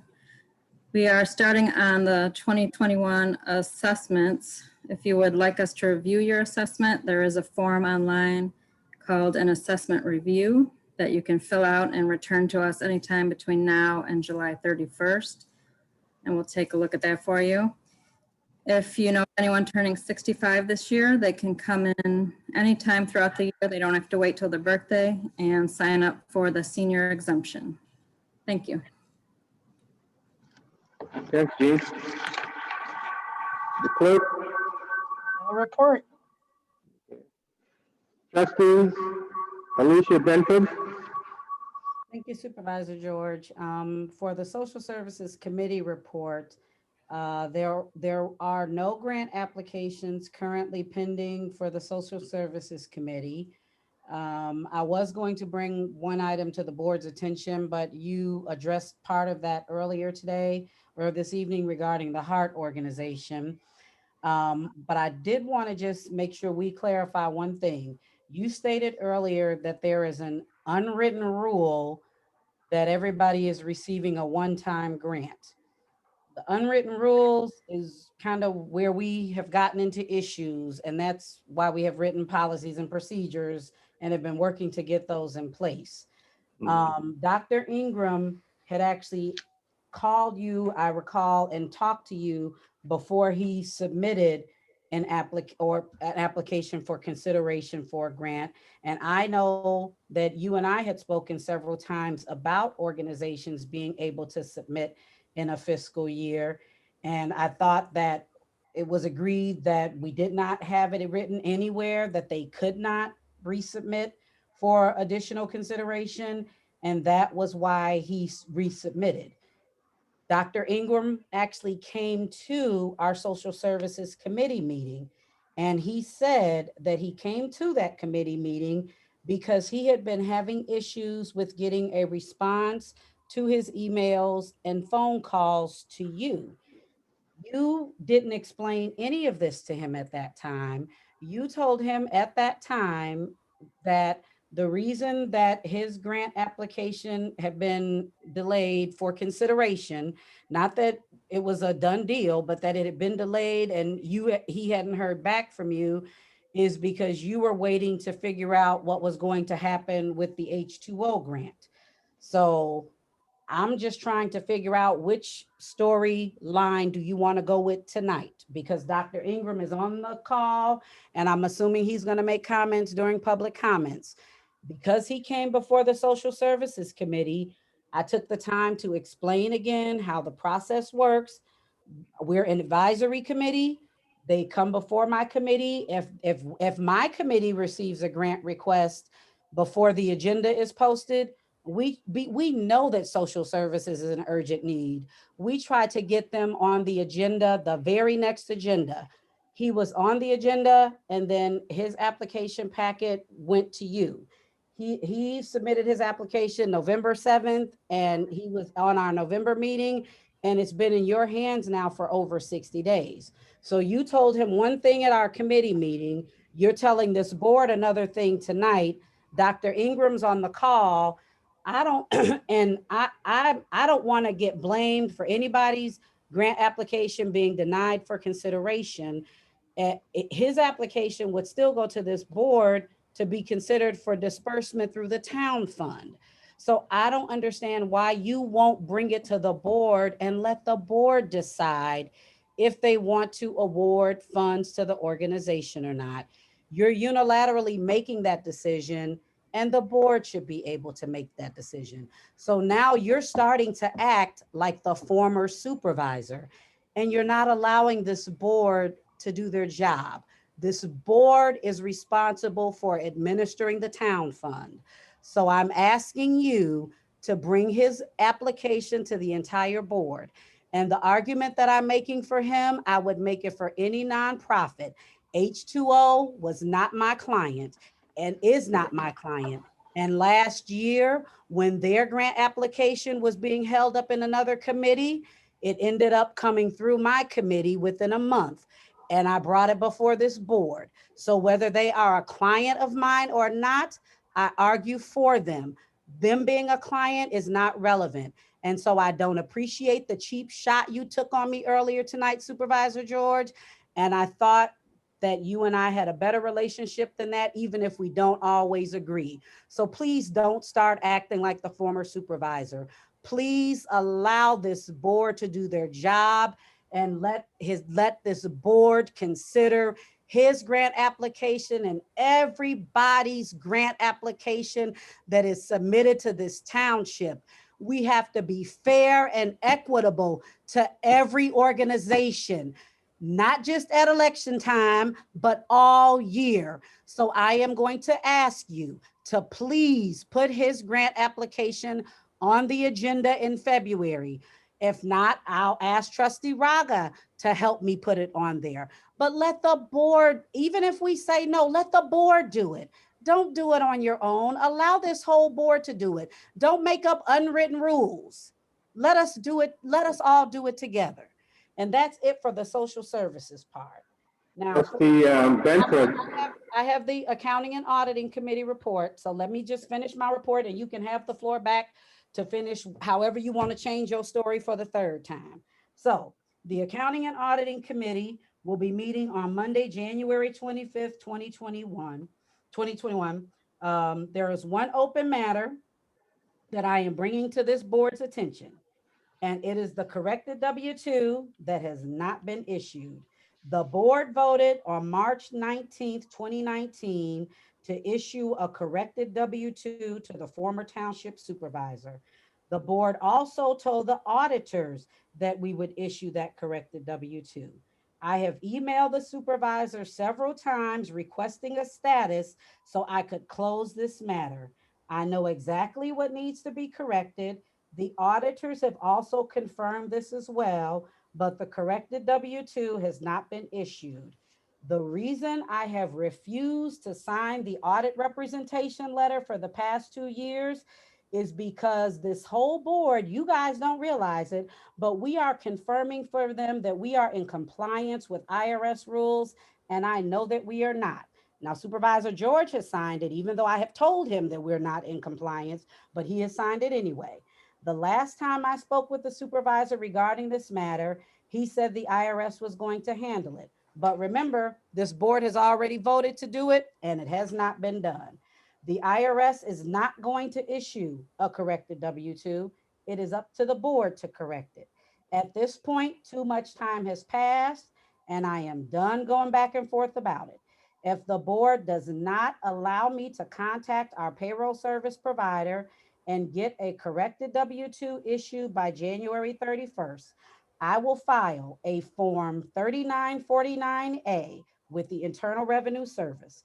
The purpose of that form would be notifying the IRS of alleged tax law violations by an individual, business, or both. I absolutely do not want to take this action. And let me repeat that before anybody runs out there and tells a lie on me again tonight, because I'm so tired of y'all lying on me. That's why I'm making sure I'm adamant about everything I'm saying. Don't lie on me tonight. I absolutely do not want to report this board to the IRS, but this board has Social Security and Medicare taxes that have to be corrected. We have interest and penalties that are accruing daily. I have done all I can as the accounting and auditing chair. I know the problem that needs to be addressed, but I can't do it. And I will file this form. And I'll notify you guys at the next board meeting so it can be documented in the minutes, but I'm not going to be blamed for anything. I'm not putting my CPA license at risk if this board does not issue that corrected W-2 by January 31st. Supervisor George, that concludes my report. Happy New Year, everyone. Okay. Again, I'm not holding up any applications for grant. The Heart Organization, we gave them a grant, the board, the township gave them a grant of $6,000 in May. $6,000. And the year before, the township gave them $4,000. And the year before that, 2018, the township gave them $0. And I was not on the board as a supervisor. Since I came on the board, I've been given the Heart Organization funds, or asking the board to support me in giving the funds. It seems as though that I'm holding up the funds to the Heart Organization, but that's not true. In terms of the IRS, it is an IRS problem, and IRS would come back and later and do their own investigation. I remember recently, about a year ago, we received inquiries about the former supervisor, Bob Shanks. He passed away, but the IRA had some questions about his stuff also, but eventually we'll get to it. I'm not an investigator, so I'm not going to be investigating things. When I first came on the board, Trustee Benford had a lot of claims, and we talked to the attorney, and she had the information that we give it to the attorney, and the attorney turned it over to the appropriate investigation bodies. That's not our job to be investigating things. We turn it over to the investigator, which is the government, FBI or Attorney General or State's Attorney, and they're the ones handling it. So I'm not going to be investigating the IRS problem. They will come eventually and catch up with it. The point I'm trying to make sure you understand, Trustee Burgess? No report. Our auditors actually told us to make this Trustee change. Benford, you had your time. I was Trustee Raga? Trustee Raga?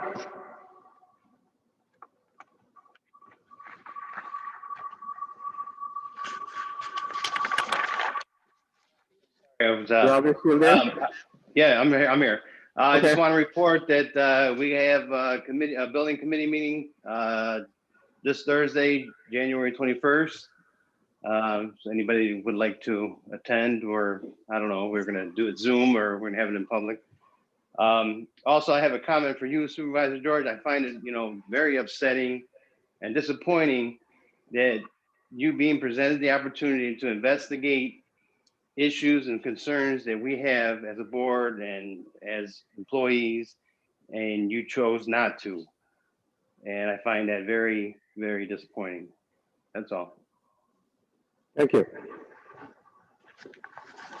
Public comments, invitation to speak on any issue on the agenda or anything regarding township government. Limit to 1 3-minute comment per person. Any comments? Okay, yeah, go ahead. I think you can go to the microphone. Yeah.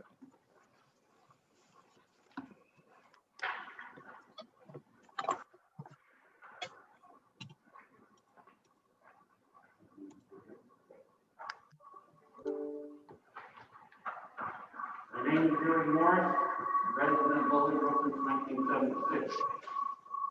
And I'm sorry I had to come to the service again. I was here last month and wanted to talk about this levy situation real quick.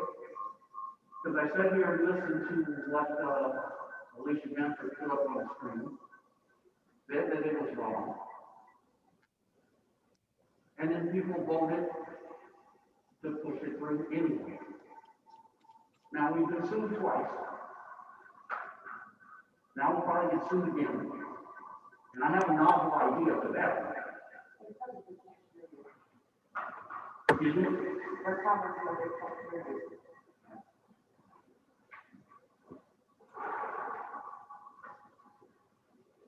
Okay, a novel idea for the levy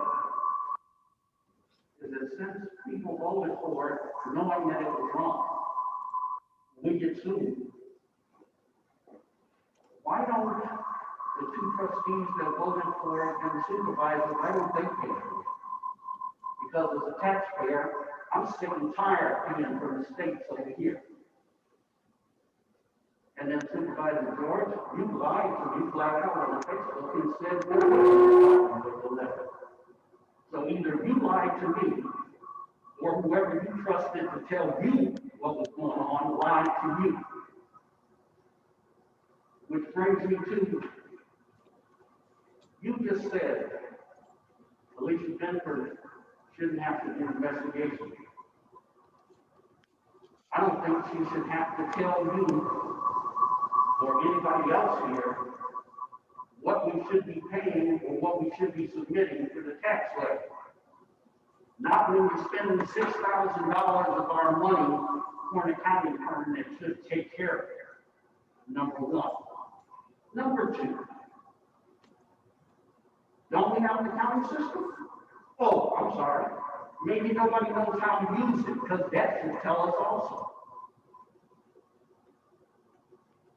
Seems like nobody really has control over here. I think what we should do is just clean house, and why don't we just keep Benford and Rockville and clean house and let everybody else behind go? And Supervisor George, it just appears that you have control over nothing. All of this stuff keeps coming up, meeting after meeting after meeting. I sit and listen to the same stuff, and it's ridiculous that I can sit back there and predict every vote that took place tonight, because there's too much personal BS in what goes on here. And that shit needs to stop. Thank you, Yuri.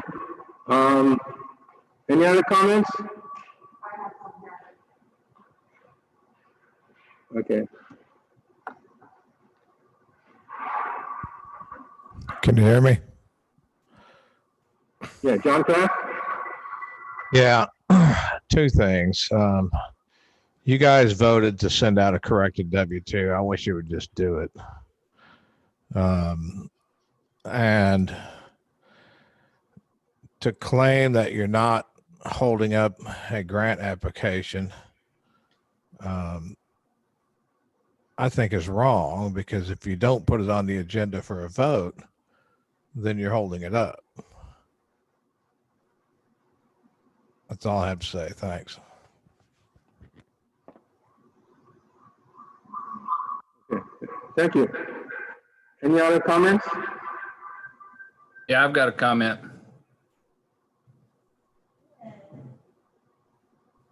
Can you hear me? Yeah, Kirk Allen? Yeah, okay. Yeah, in regards to the W-2s, the IRS doesn't issue new W-2s. They do continue to issue fines and/or penalties. And it seems rather odd that you would rather wait for them to do something when it's not in their purview to do it. The W-2s are the employer's responsibility. The former supervisor's W-2s were wrong. I believe it was an audit that identified they needed to be corrected. And I am baffled as to why you don't want to take the steps to correct those W-2s. That's all I've got. Thank you. Okay, thanks. Any other comments? Hello. Dr. Hanger? Hi, Supervisor George. And I'm glad that I had a chance to listen in and get a lot of clarification. I appreciate it. I've been operating out of a wrong view of the changes that has occurred there at the township. Over all these years that the Heart Organization has been working in the community, we've always enjoyed great support. And that's what I thought was going to be happening. I did not know about the change of rules and so forth and so on.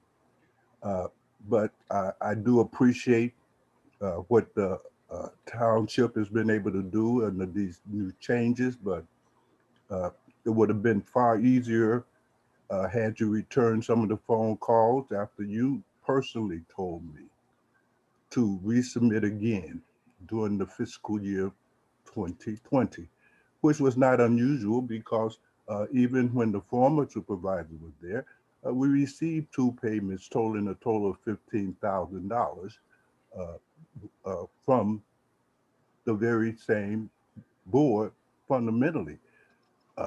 And I'm sure that Ken and Dennis and Alicia and Mary Pat knows all of that. I was just curious why you would tell me that now instead of telling me that then. I would not have anticipated receiving those funds. But life goes on. Hopefully down the road, these things will self-correct.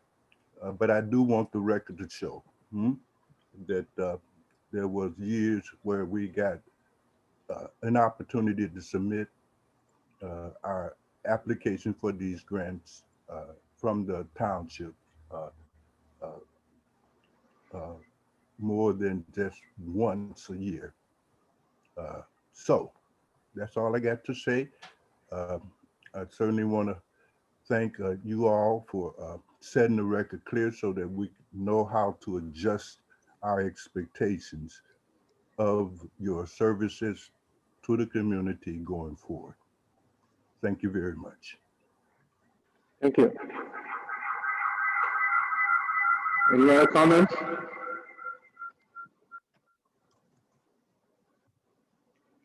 Any other comments? Any other comments? Okay, there's none.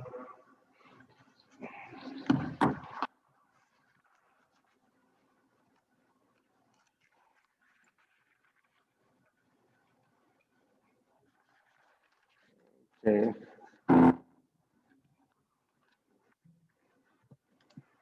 A motion to adjourn?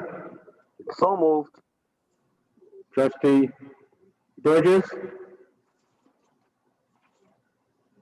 Can I have a second?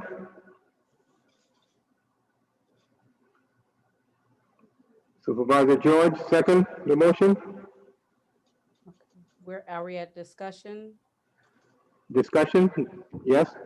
Are we going in, are we doing executive session or no? There was a motion to adjourn made by me. No, I know I'm asking, are you attempting to adjourn the meeting, I'm directing my questions to the chair, trustee Burgess. Are you? Okay, yeah.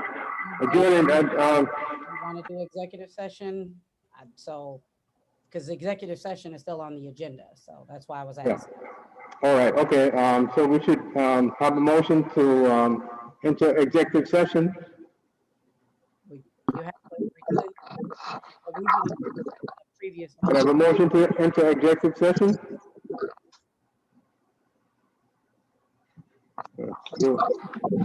There's none. There's a motion, for adjournment. You already had a motion on the floor, so you can't call for dual motion. You need to either rescind the first motion and allow somebody to do it. I rescind my first motion. Okay. So we'll go back to the motion to enter executive session. Okay, so are you making that motion now, trustee Burgess? No. Okay, so if you want a motion to enter into executive session, I'll make that motion because that's an item on the agenda. Okay, trustee Benford, is there a second?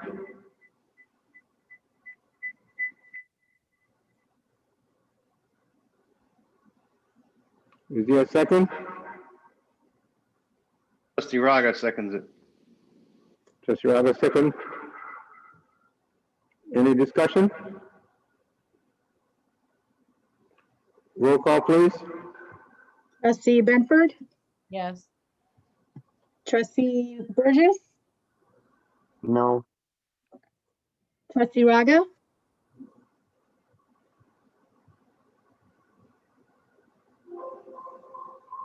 trustee Raga,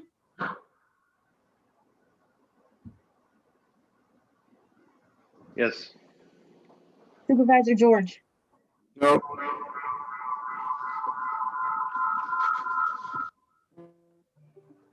Can I have a motion to adjourn? So moved. Trustee Burgess? Can I have a second? Second. Trustee Benford? Discussion? Roll call, please. Trustee Benford, No.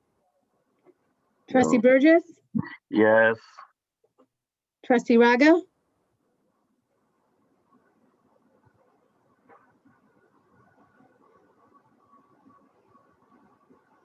trustee Raga, No, yeah, sorry. supervisor George. Yes.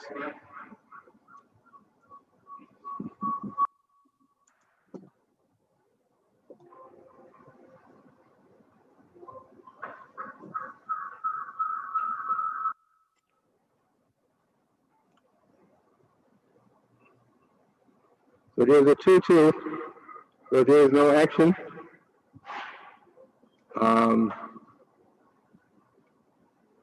Felicia? Frazier?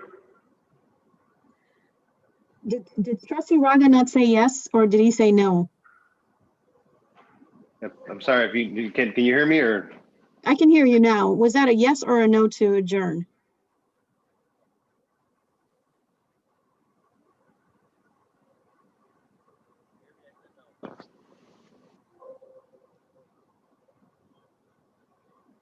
Said no. No, okay. Legal counsel?